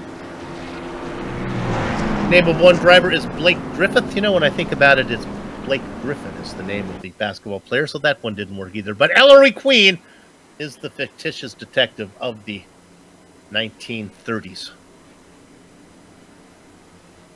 Everybody's really going to have to make it on a stop or two. The ones that just pitted now is going to have to make it on one more stop. I cannot foresee them coming to the really making it to the end. No. So in that respect, if everyone needs to stop one more time, you can see how Kamer says, "I'll come in now, take one." Yeah, and have to make another one anyway. Right, and with all the caution, with the way the cautions have been falling tonight so far, those stage cautions did help, yes, but we've had quite a few wrecks here tonight. So the way it's been falling, it's probably not bad strategy. Especially Kamer, because he had to come in eventually. If you're scoring at home, here are drivers that are on the same pit strategy as Kamer.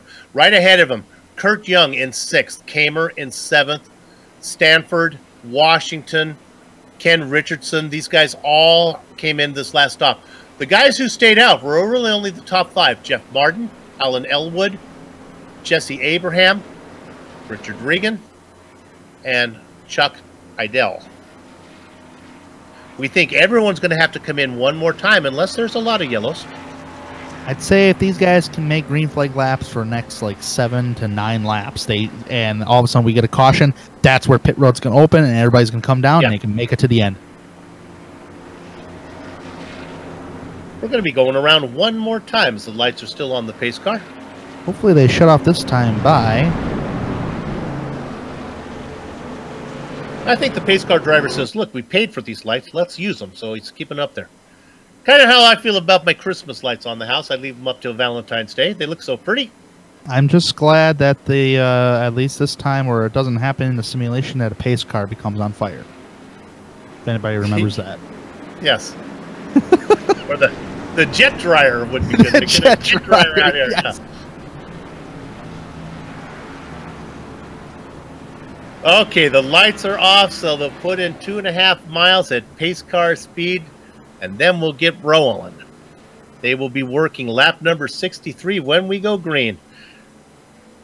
It's been a good event. We're always scared when we get a new series here at GSRC. What are we in for? How are these guys going to treat us?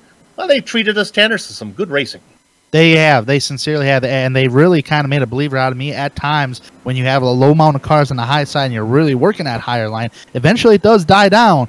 But these guys have performed some great racing all night here tonight. We're going to be coming to the green flag here, and we're not done yet. So let's see what these guys can do. Maybe they get a little more racier since they won't have to pit for a little while yet. There are some cars with some serious damage.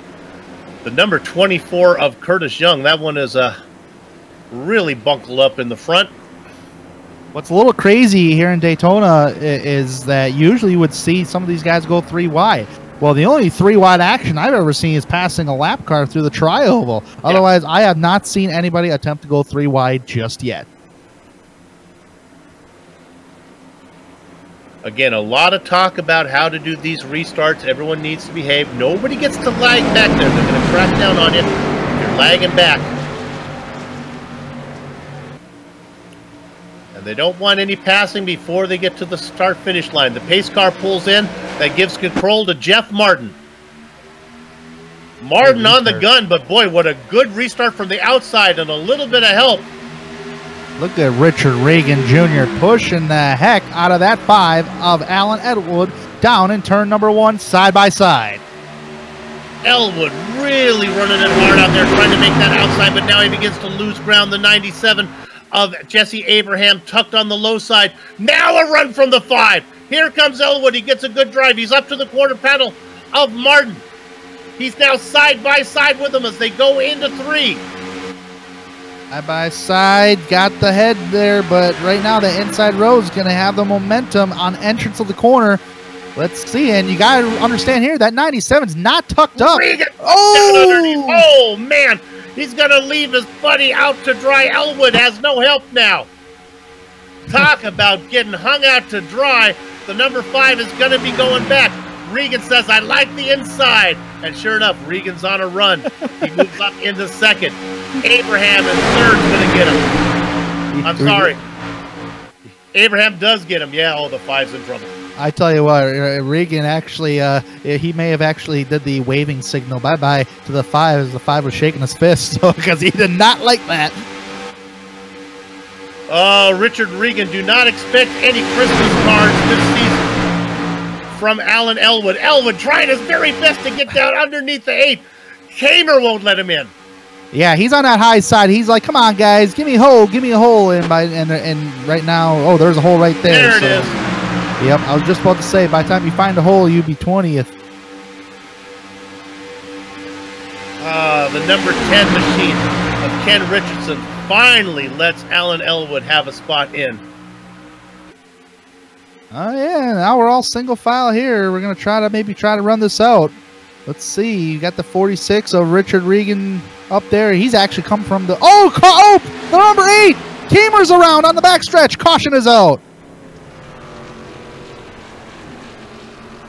He got a bad punt and a push, I believe, from the 5 car in the right rear quarter panel that turned the 8 machine of Kyle Kamer into the outside wall. Alan Elwood gave him a little bit of help. I was only trying to help you, but it turned him right into the wall. Everybody was able to avoid that incident. I'm hearing somebody. I couldn't hear it make. Somebody was getting the black flag. I don't want to guess who would be getting the black flag. Well, they pay me to kind of guess. I think it might be the 5 car. It has been happening all night to where if a driver has caused an incident, they do receive an EOL penalty. So, and the 5 did turn the 8. So the race officials are giving him an EOL penalty. Tail end the longest line on the next restart.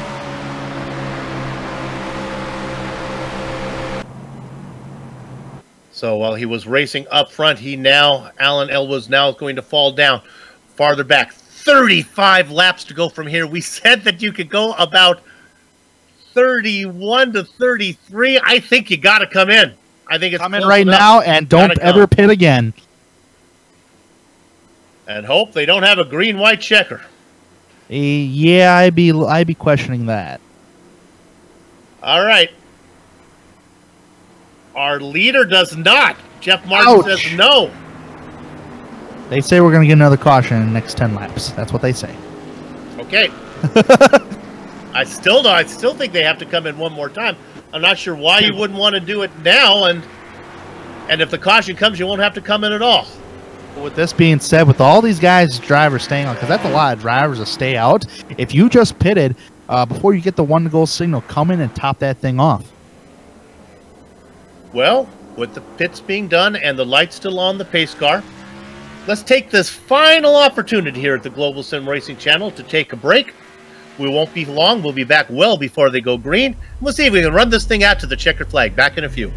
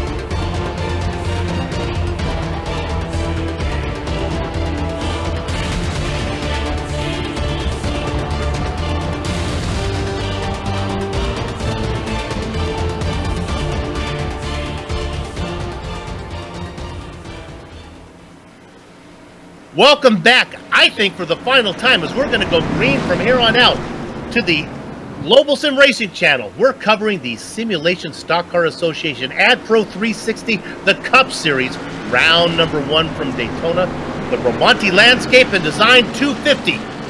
currently working lap number 69. It'll be lap number 70 when we go green. We have 30 laps to go, and it is Jeff Martin, Richard Regan, and Jesse Abraham out in front. But those three drivers have been out for the longest of all, almost 17 laps. There's another group of drivers that have been out for about 10 laps. Eric Stafford, Tyler Chalk, Matt Martin, Andrew Fernier. Those guys all have to come in. Then we get back to the drivers that start this very short pit stop cycle. They just came in. Curtis Young, David Washington, Gary Sexton, Will Davis. If you're scoring at home, keep an eye, watch out for them. If we go green, they may be able to steal this one. We think that all the drivers that are about 8th and up will have 10th and up will have to pit one more time. Talk about pitting. There goes the pace car.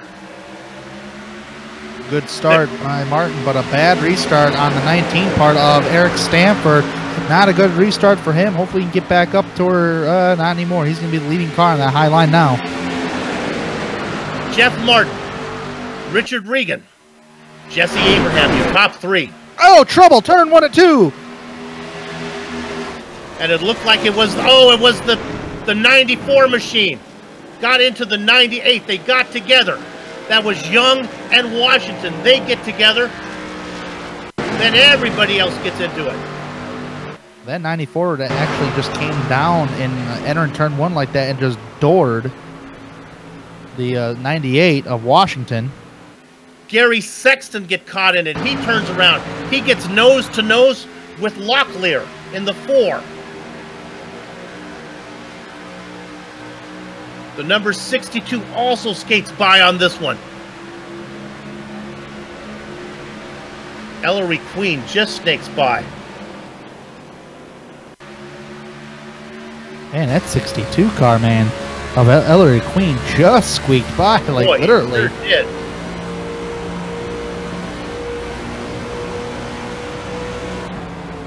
As far as I can tell, it looked like it involved 4 cars.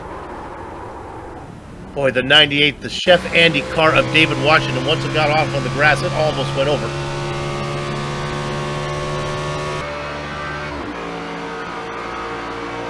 There is lots of bookkeeping being done by the race stewards. Look at that. And here comes Ellery Queen. He snakes by, gets a little bit of damage on the left side. He's fighting that wheel, though, at the same time. Yeah. So, good driving there. So this is good news for Jeff Martin, Richard Regan, and Jesse Abraham. Because right now they are big fans of rivers in China, ribbons around old oak trees, and cowardice, as they want more yellows to come out. Nevertheless, it's going to be Martin. Jeff says, I don't care how many yellows, I've got to come in. He was on the same strategy as Regan. And Chalk as well. Let me correct myself. Same strategy as Regan and Abraham. Yep, Regan and Abraham did stay out.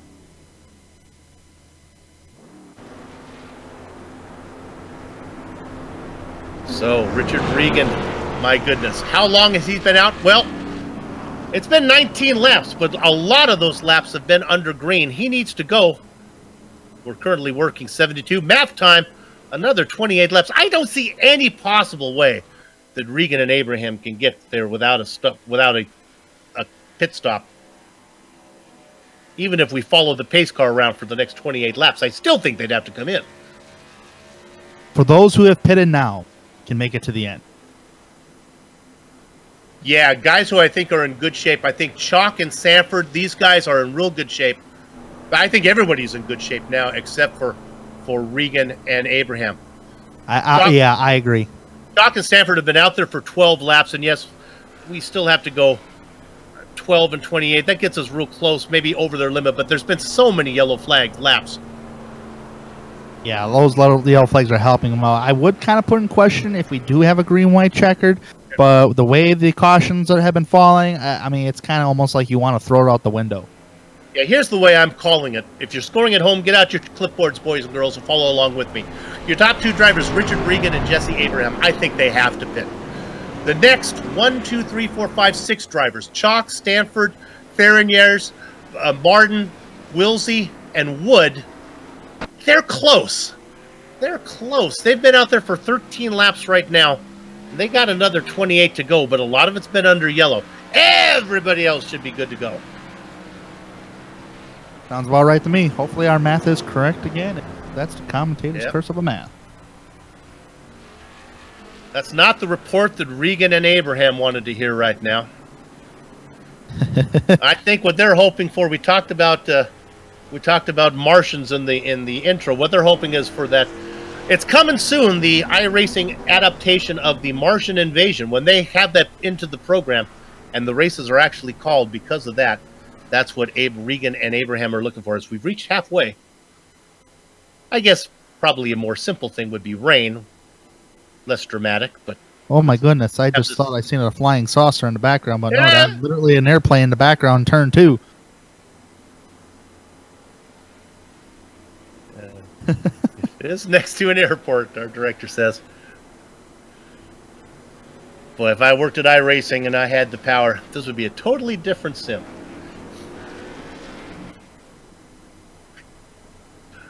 All right, let's get back down to business now. 28 laps to go from here. The season opener. We got this one and then 23 more. I can't wait. It's going to be interesting for sure. I want to circle him right now. I think he's going to be the factor. He could be the Pod Piper or he's going to be the Lone Ranger. That is going to be the 88 of Andrew Fernandez in the 5th spot. Back up there. And he's been fast. The damage doesn't seem like it's bothering him too much. Okay, I'll go with any other pronunciation. I'm not going to give you Fernandez. Did I say Fernandez? Oh my goodness. You did. I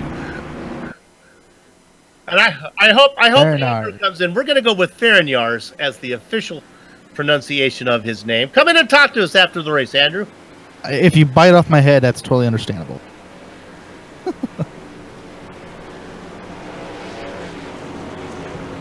Abraham and Chalk up front. They finally get all their bookkeeping worked out. I believe that's why we're going a little bit extra here, is that there are live stewards and they have to get everybody serving these end-of-line penalties, get all that taken care of.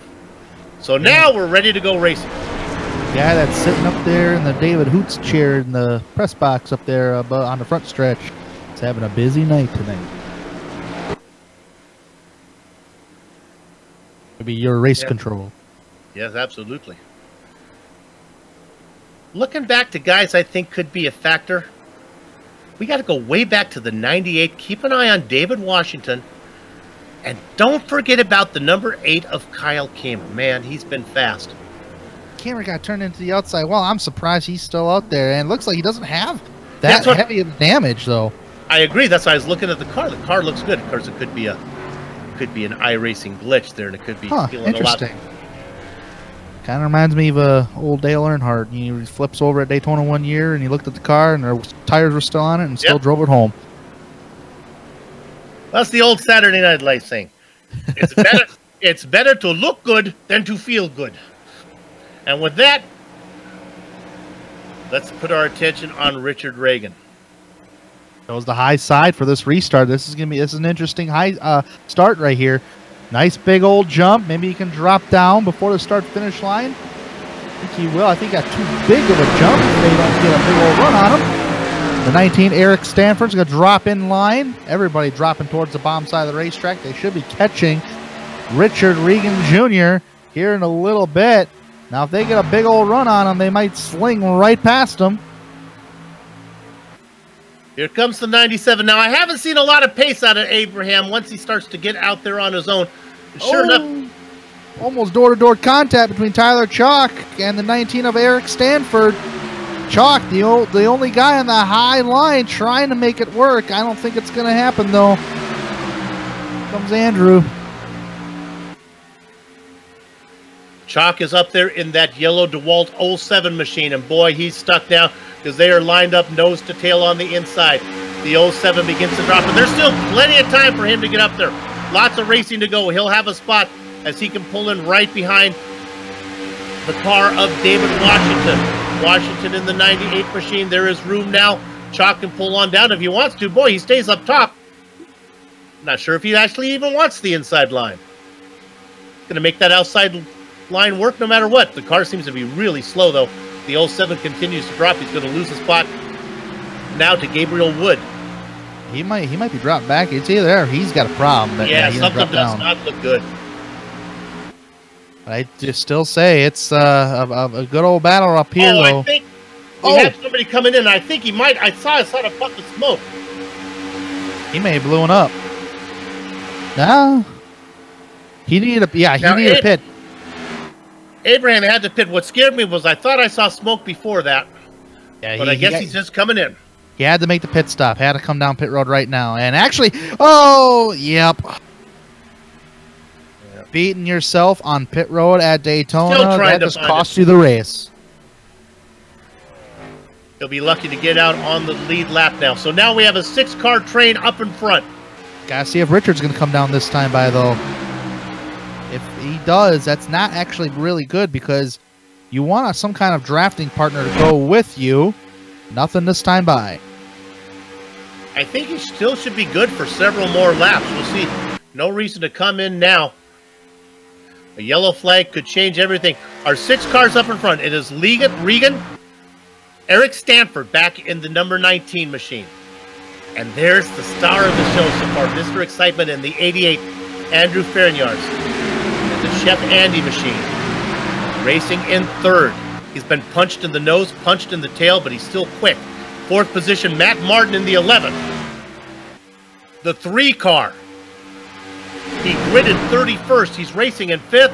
Mark Wilsey. Boy, he's in a tight right now, nose to tail.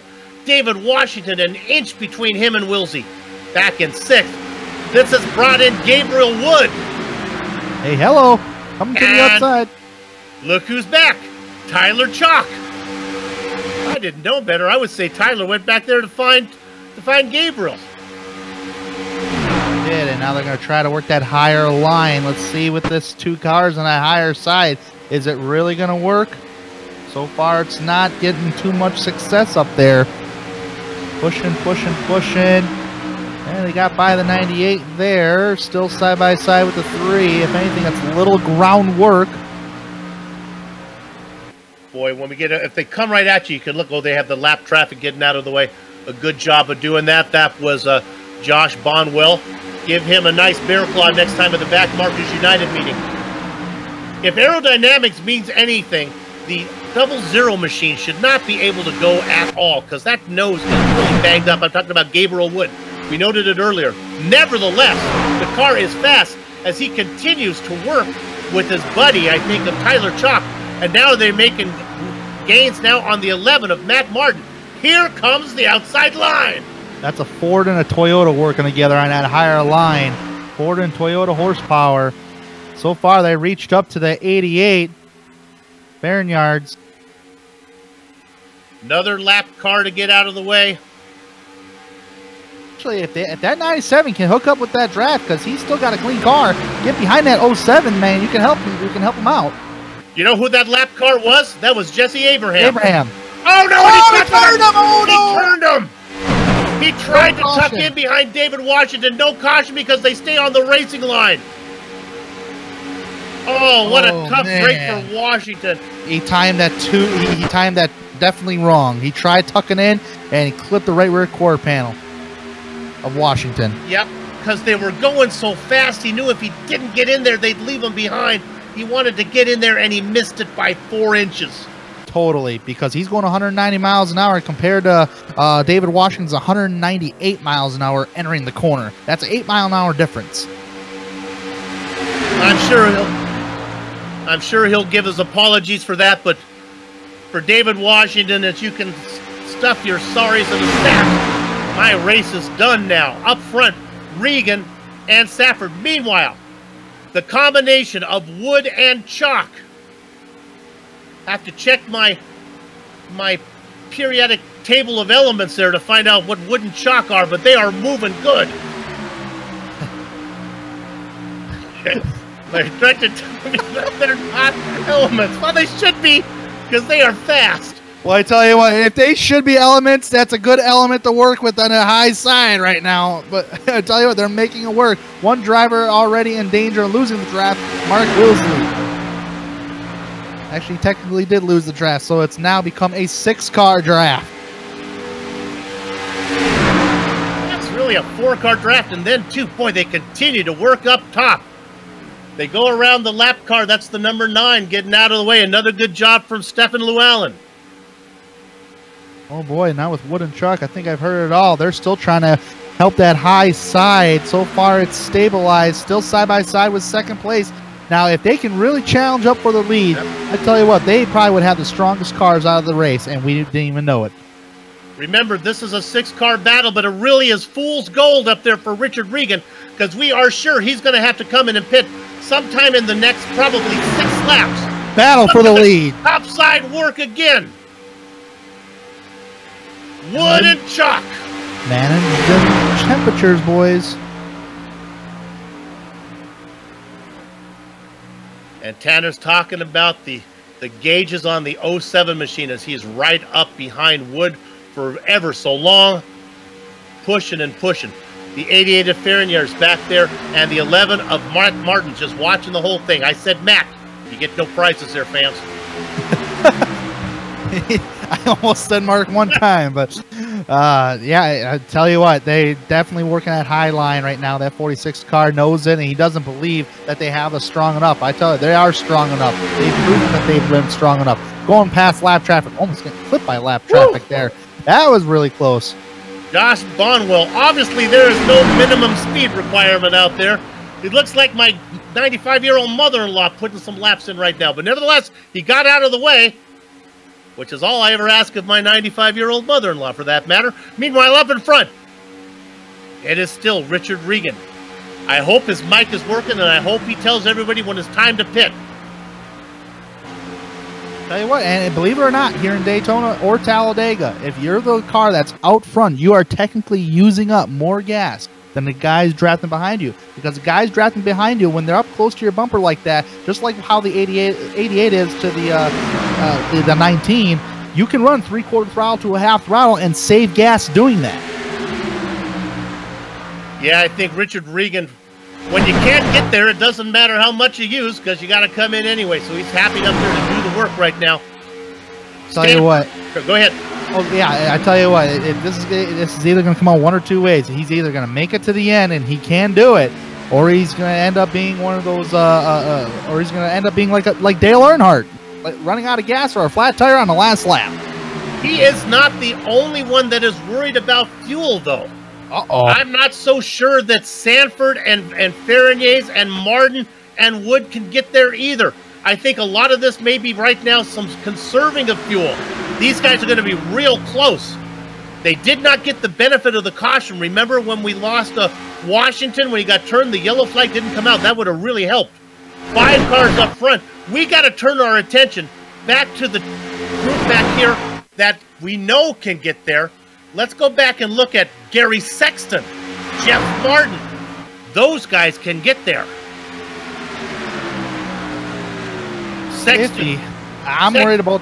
I'm sorry, Soup. I'm worried about that 46 car, man. It's been 35 laps. I know we had caution flags, but we've been under a green flag long enough now for that fuel to sort out, and he knows how much fuel he has left in that car, approximately. So this is a little bit getting a little worried here. And as you said, Sexton on back is they can make it to the end. My dad used to call it the early peel, late reveal. What happens is Sexton and Martin have peeled in early. What's revealed at the end? Well, they're at the front when the guys in front have to pit. There's 6 of them up there. I guarantee you that Richard Regan has to come in. The 19 of Stanford, the 88 of Ferrignier's, the 11 of Martin, the 00 of Wood, the 07 of Chalk. Do they have to come in? We don't know. By the way the racing has changed, just by looking at them, I'd say they're behaving right now. I'd say get on that horn, communicate to those guys, see how much they have, see how much they have fuel, or see if they want to pit with you, because that could be your best bet of a drafting partner The only thing that's going to save these guys up here is going to be a caution flag. Now, there is a gap. If you look at this, the driver in 6th, that is Tyler Chalk. We know how fast he is when he keeps up with Wood. Yeah, look at the 11 go on that high side by himself. By himself, doing it all on his own on the higher line of the racetrack here and going for the lead. I would not be surprised if maybe the news came out that the 46 is going to pit. Nope. Yeah, probably. I don't know, but somebody got on the radio and maybe possibly said something. So far, nobody pitting this time by.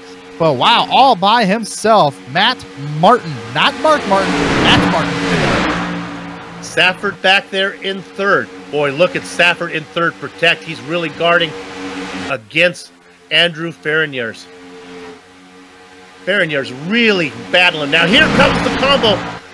The Wood and Chalk combination. They're going to start to make their move with 11 laps to go. They can't wait too long. Look what's happening. Here comes Jesse Abraham. Here comes Gary Sexton. Here comes Jeff Martin from out of nowhere. The guys who have fuel are coming. Now remember, Abraham's not in the mix. He's a lap down. He doesn't belong. He's the fly in the ointment. But watch out for the 13 and the 15. Oh, 3 wide. Here we go, and there goes the 11. Clowns to the left of me, Jokers to my right. 4 wide, squeeze them. Oh man. Oh, here I am in the middle, and I'm. Oh my gosh, my heart's pounding. And I'm just a back marker, trying to do my best to stay out of the way. So look who it is. It is Wood and Chalk. It's time to go. That was 4 wide through the tri-oval. One of the most treacherous parts of the racetrack. A lot of wheat bobbing and banging here. Here comes another lap car. Brace yourself. New leader, Gabriel Wood, out front in Daytona. With 10 laps to go, coming to 9. Off of turn number 4. The 07, that back end got a little fishtaily coming off turn number 4. Matt Martin is now down pit road. Cannot make it. What does this mean for Richard Regan Jr.? He's going to have to come in soon. Oh, man, got the nose chopped off. Oh, man, going for the lead is the 07 of Tyler Chalk. What a move. Out faking Gabriel Wood, new leader. The 07 of Tyler Chalk in the DeWalt Toyota. With Ford. Martin coming in, I'm not sure if that means any of the guys can get there. Got it right the first time. Oh, man. Yeah, but if Richard comes in this time by and they come up on the 07, they might get a run at him. I think the guy in the catbird seat is racing all by himself. It could be Gary Sexton. He's all by himself in 7th. And gaining. I don't know how, but gaining just a little bit as these guys are bouncing side by side. But he's only 2 seconds off the pace. Actually, now he's starting to lose a little bit. Chalk out in front. He's lost his partner. The guy on the top side, remember, the 97 does not belong. They go around the lap car. That's the number 9 of Stefan Llewellyn, who does a good job of getting that car that's off pace out of the way. Might be Jeff Martin trying to use that lap car as a pick, but now he just got dumped by that lap car. Chuck Idle on the low side almost gets clipped. Oh my goodness. That could have been big right there. That was Wood in the 00 that almost got into him, but he clears him. 1, 2, 3, 4, 5, 6, 7, 8 cars up front. One of them doesn't belong. And unfortunate for Matt Martin, black flag for unsafely exiting the pits. There's a lot of coaching, a lot of people telling you what you got to do. The 97 is a lap down. 7 laps to go. Chalk has been out there for 34 laps, but yes, a lot of them have been under the yellow flag. But here he comes! Oh, they're pitting! Here they come! They're all pitting! New leader, the 15, Jeff Martin. And guess what? They're coming up on him fast right now. They're right behind him in the 19. Coming up on him quick, along with the 5. The 5 car's actually a lap down, ain't he? Yes, he is. That's Alan Elwood. The guys are behind him. Stanford, he's not going to matter. He's going to have to come in. Ferrières is going to have to come in as well. Oh, man. This race may have turned just into a fuel mileage race. Yeah. Oh, go ahead. Elwood's not in the mix. Washington is not in the mix. Again, where is Gary Sexton? Sexton's not too far behind. He's in 3 and 4 right now, all by himself. And I think the next set of guys would be... Yeah. I think it's Jeff Martin is in the best position right now. He's on the same pit strategy as Gary Sexton. The only difference is Martin's got the pace. Martin's got the pace, and he's drafting off of a lap car, which means he can probably run 3/4 throttle to a half throttle and save some of that gas. Stanford, Ferrignies, Elwood, 5 to go. They should all be coming in soon. And those guys, those 3 guys are not catching the top 2 drivers up there. Actually, the top driver, Jeff Martin, who's drafting off the 97 of Jesse Abraham. I don't think fuel is a problem for Martin, but I think he appreciates the pace that he's getting from the lap car, because that's just not any lap car. That's a lap car that was running up front. The only reason Abraham is there is because he spent 9 hours trying to figure out where his pit box was. It is 9/10 of a second from Jeff Martin back to the guys battling for second. Stanford, Ferrignies, Elwood, they are all fast. Let me correct myself. Elwood's not even in that mix. He's a lap down as well. The 5 car does not belong. If you're a fan of Sesame Street, that's a case of 2 of these things belong together. One of these things is not the same. And that is Alan Elwood, as he needs to pit.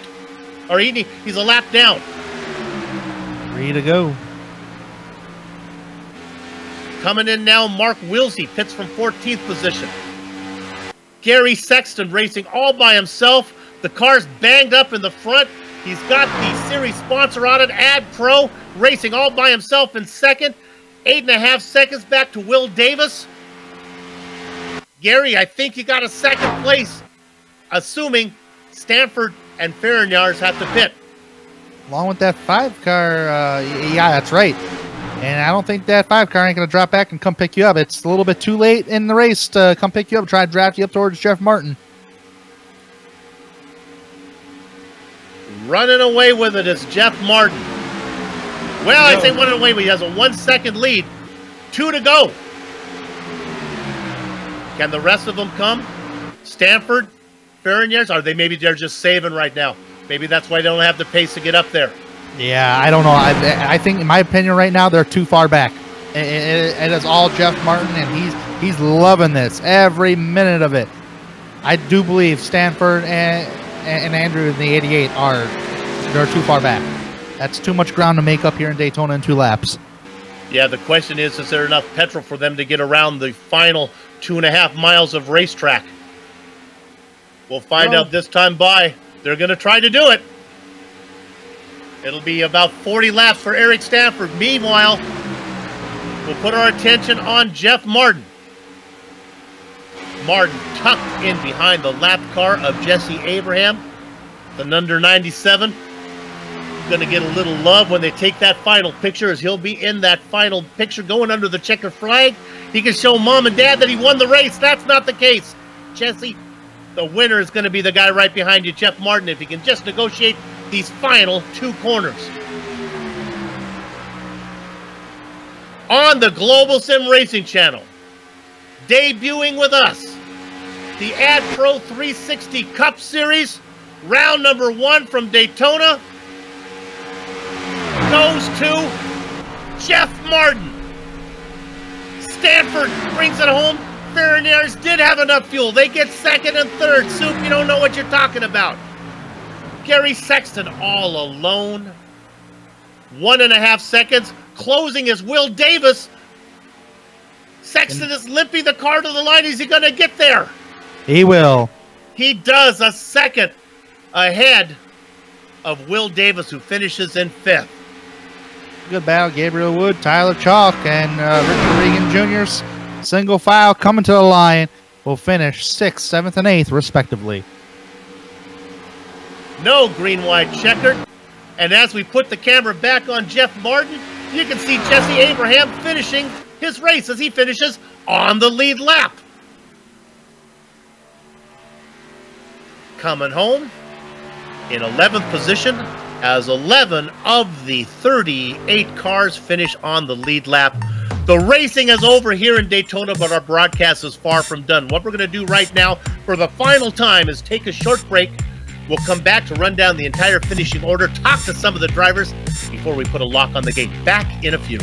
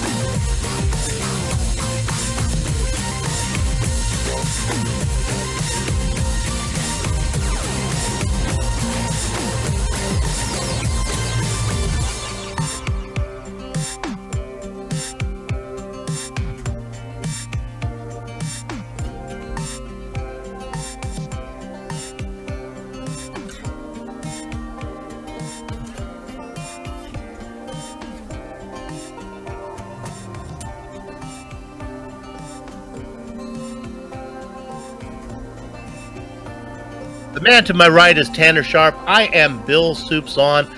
We are on the Global Sim Racing channel. What you are watching right now, and with the broadcast of the Simulation Stock Car Association AdPro 360 Cup Series, Round 1 from Daytona.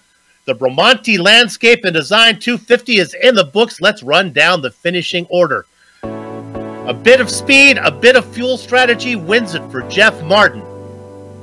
Eric Stanford and Andrew Ferrignars proved the lead commentator wrong, as they did have enough fuel to come home second and third. Gary Sexton, we were watching you. You played it smart. You come home with a fourth place. You weren't fast, but you were smart. Will Davis rounds out your top 5. The back half of the top 10, Gabriel Wood, Tyler Chalk. Boy, Wood and Chalk were good together. We look forward to watching them race the rest of the season. Richard Regan, Kyle Kamer, who was really fast all race long. And how about this? Boy, he certainly did have his problems. A very quiet 10th place finish for Ellery Queen. Tanner?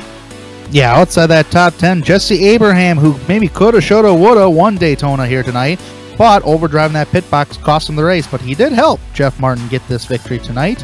He'll finish in 11th. Alan Elwood will be the first car one lap down in 12th. William Locklear in 13th. Mark Wilsley in 14th. Chuck Idle in the 15th position. Stephen Llewellyn in the 16th position tonight. Matt Martin, unfortunate for him, will finish 17th.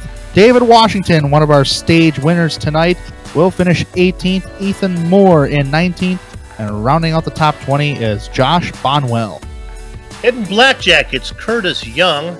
Ken Richardson in the double duck spot. 23 and 24 go to Mark Clewell and Colton Selleck. A man who really deserves to have the nickname Soup comes home in 25th, as that is Gerard Campbell. Ryan Hill in 26th, 27th, 28th, 29th, and 30th go to Danny Rogers, Donald Stewart, William Roberts, and Josh Tanner. Outside the top 30, 31st time, Michael Snow. Pole sitter Dylan Jones will finish 32nd. He did not lead a lap tonight, though. Better luck next week in Atlanta, though. Giovanni Bermonti finishes 33rd. Ian Hayes, 34th. And Tailend Charlie finishing 35th tonight is Blake Griffith. Okay, I'm able to get a hold of here with our race winner, Jeff Martin. Jeff, do you have a copy? Yeah, go ahead. Hey, Jeff, this is Soup here. Congratulations. You had the fuel strategy and you had the pace. Well, I appreciate it. I couldn't have done it without Jesse. I know he was a lap down, but he didn't have no damage. He was fast. And then me and Gary Sexton, instead of passing him by, slowed down and picked him up. So I'm glad we made that choice. Yeah, we were watching you. We had an idea that you and Gary were in the best position. I was surprised to see that the two drivers behind you, Stanford and Ferniers, were able to get to the end. Good racing, I thought. Low side work, top side work, too, if you had some help. Yeah, it did. The idea was to stay on the bottom until you could get an opening up top. But really, if nobody went with you and it was just one car, it was almost just, you saw where I was in second and got plumbed back to 16th. I mean, we'll get you out of this on. We'll get you out of here on this one. Where are you from, and are you any relation to the other Martin that's racing today? no, I'm not related to him. I've raced in a bunch of races with him, but and I live right over here in Dawsonville, Georgia. All right, from the Peach State. Congratulations on the win today. Full time for most of the races this season. Nope, I'm just going to be mostly in the truck. Well, it's nice to get a win on the debut race. Congratulations. We'll look forward to watching you whenever you're on the GSRC broadcast. Good luck. I appreciate it.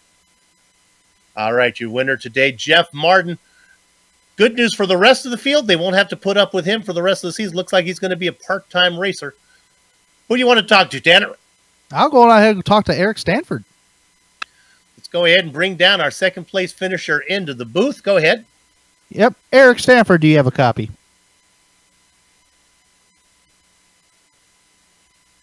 Eric, not there. Yep, I got a copy. There we go. Eric, congratulations on a second-place finish tonight. I know it's not a win, but in the closing stages here in Daytona, it looked like you guys had a three-car draft, but it wasn't going anywhere. Did anybody have damage in that group that was preventing you guys not able to catch Jeff and Jesse?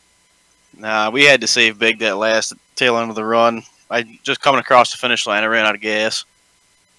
Oh, so you just made it then. That's what Soup was calling. So Soup, maybe technically you did call on that, but he still finished. But but I tell you what, you ran up front most of the night there, Eric. And at times you did get shuffled out.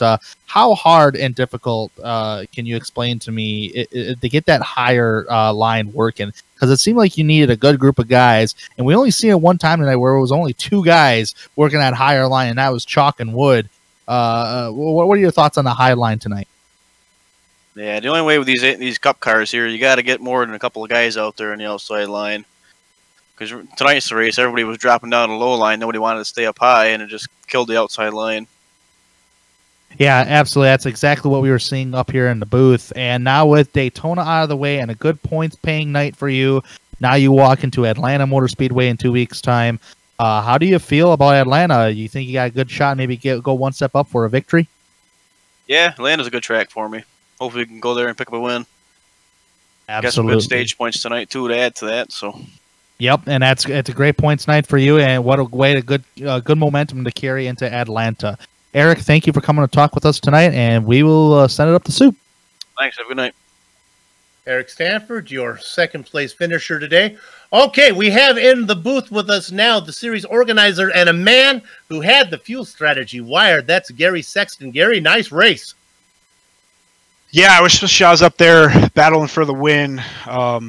It was, one of those races where you just cannot give up. One of my teammates, I mean, he got wrecked early on, went down multiple laps, and he didn't give up and ended up finishing in the top 10. But man, I just wish I was up there racing for the win. I had a little too much damage to keep up with Jeff when he kind of left me out there. So other than that, I was just praying the guys that did pit weren't going to catch back up. And all in all, it's interesting to see one of these Daytona races come down to fuel strategy.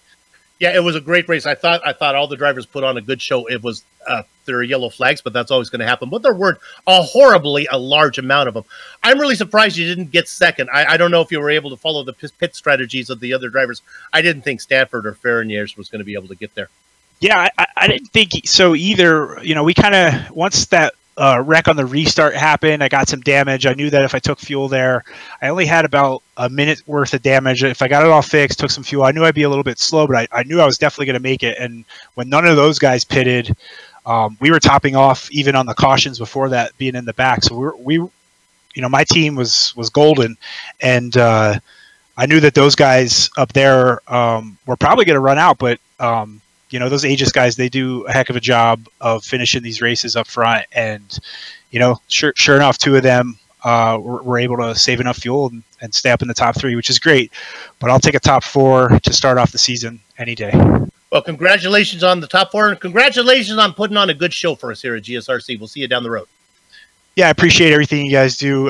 If you could just check out AdProResults.com, our series sponsor.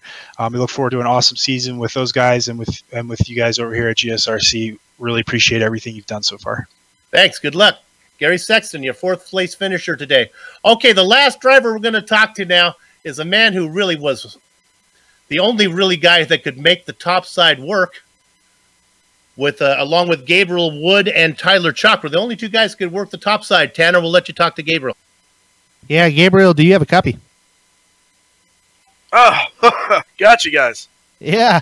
Well, Gabriel, I'll tell you what, we've talked about it here in the booth, and we just talked about it earlier with Eric, that you need a good group of guys to work on that higher line. But I tell you what, you and Tyler Chalk were probably the only two guys to work on it by yourself. How did you guys do that by yourself? Turns out you don't need a fast car, you need a broken car. Because yeah, that first, I think it was the first caution, or around the end of stage one, the two cars spun on the back straightaway. I got some nose damage, and you guys could see that because I was up front for the second stage, and that was kind of embarrassing having a car that looked like that. But yeah, whenever I got out front, I knew I pitted with the caution with like two laps to go with the stage, or when we got the green flag back, and I stayed in front. Well, when Tyler got behind me, he came onto our radio channel, and he's like, "Hey, I got nobody to run with." So he, we timed the restart right, and he stuck in behind me. And I realized that if I could keep somebody behind me, I didn't need to brake with the amount of damage I had. It wasn't much, but it was slowing me down, but keeping me on the front bumper of the car in front. And when we called those guys, it took us a second. We were like, well, we're not going to make it on fuel, so at least let's make it interesting. Let's lead a few more laps. So I jumped to the high side, and I was genuinely surprised at how quickly we got up there, but then we ended up having to pit for fuel. Yeah, and were you worried at that point early in the race when you had that nose damage and you're out there leading? Let's kind of rewind the clocks here. You're coming to the green. You're on the one-to-go signal. You're the race leader. You have that nose damage. Did you have any feeling inside you that you might not be up to speed at all? Well, I had run full speed under caution. I kind of laid back and got back to the gas after I pitted to kind of see what I had, and I pretty much had qualifying speed, so I felt pretty safe. But I run a league, kind of, it's run by the same guy, Kyle Barnes, or admin by him. So the rules are pretty similar, and stuff like that. So I was used to, and I wrecked out on Monday, and it was late in the race, but I had only a little bit of nose damage, and I was able to keep it on the inside lane. But when I jumped to the high side, I fell straight back. So I thought that that was going to be pretty much the exact same thing that happened. But, you know, thankfully, I had a great pseudo teammate in Tyler Chalk. I'm hoping to work with him a little bit more this year because he sure helped us a lot. Yes, absolutely. And I don't know how much you guys will be working together in 2 weeks' time, because we're kind of changing tracks here from a restrictor plate to a 1.5 mile racetrack, such as at the Atlanta Motor Speedway, a very technical handling racetrack that abuses the tires there. How do you feel about your chances on possibly getting more points and possibly a victory in Atlanta? Well, with some of the guys here, like Dave Washington, Eric Stanford, there are a lot of fast guys in this league. You know, I'm not the best in the Cup car, but I'm running this league and a couple of leagues to get better in the Cup car, and I feel like, you know, over the past year and a half, I've gotten a lot faster. So I'm hoping for a good showing out there. Where I expect to run, if I could come out of there with a top 5, that'd be incredible. But top 10 is a realistic goal for me. Right, absolutely. Well, tell you what, great points night overall. What a great night, actually, overall for you there, Gabe. And hopefully you get a better night in Atlanta, possibly a victory in 2 weeks' time. Thanks for coming to talk with us tonight. Yep, thank you, guys. Can I shout out real quick? Sure. Absolutely. I'd like to thank my first race of the year, racing for Michael Snow, Snow Motorsports. Me and him were hoping to work together during the race, but unfortunately he had some engine troubles and technical troubles, so he wasn't able to make it to the finish. But great debut, and I'm looking forward to the Xfinity Series next week. That's the car I'm really looking forward to running. We're looking for some funding, so if anybody out there has got an online company they're looking to sponsor, I'm glad I got an interview, because now I'm able to say this. We're looking for funding for the rest of the year, so if anybody wants to contact us, either contact me on Facebook or Michael Snow or Snow Motorsports. Absolutely. Well, thank you, Gabe, and good luck next week. 2 weeks. Thank you, guys. Just another way that iRacing simulates real-world racing, as you have a driver giving out the sponsor plugs and looking for a sponsor as well. Hey, that's going to wrap it up for us here as the racing is done, but let's go ahead and thank some people. First of all, we have to thank the title sponsor, AdPro 360. Who are they? They're an advertising agency specializing in digital and social media marketing. For more information, go to adproresults.com. You heard Gary Sexton talk about that, so check them out there. To everyone at the Simulation Stock Car Race Association, I'll get that better next time, guys, for organizing the AdPro 360 Cup Series and for contracting with GSRC to broadcast it. On the screen now are just some of the company's equipment and software that made this broadcast possible. The iconic music that lets your ears alert your eyes you're watching GSRC broadcast comes courtesy of Eric Echolm and Casey Lalonde. See the screen, Tanner, for how to contact each of them. The AdPro 360 series returns in 2 weeks, March 1st, from the Atlanta Motor Speedway for round 2. GSRC will be there to bring you all the action, and we hope you would join us. Sliding across your screen now are some upcoming broadcasts, so check those out and mark them down on your calendar. If you'd like to know more information about GSRC, including a complete list of future broadcasts, you can find it all at www.globalsimracingchannel.com. We're also on Twitter at GSRC Channel and Facebook at Global Sim Racing Channel.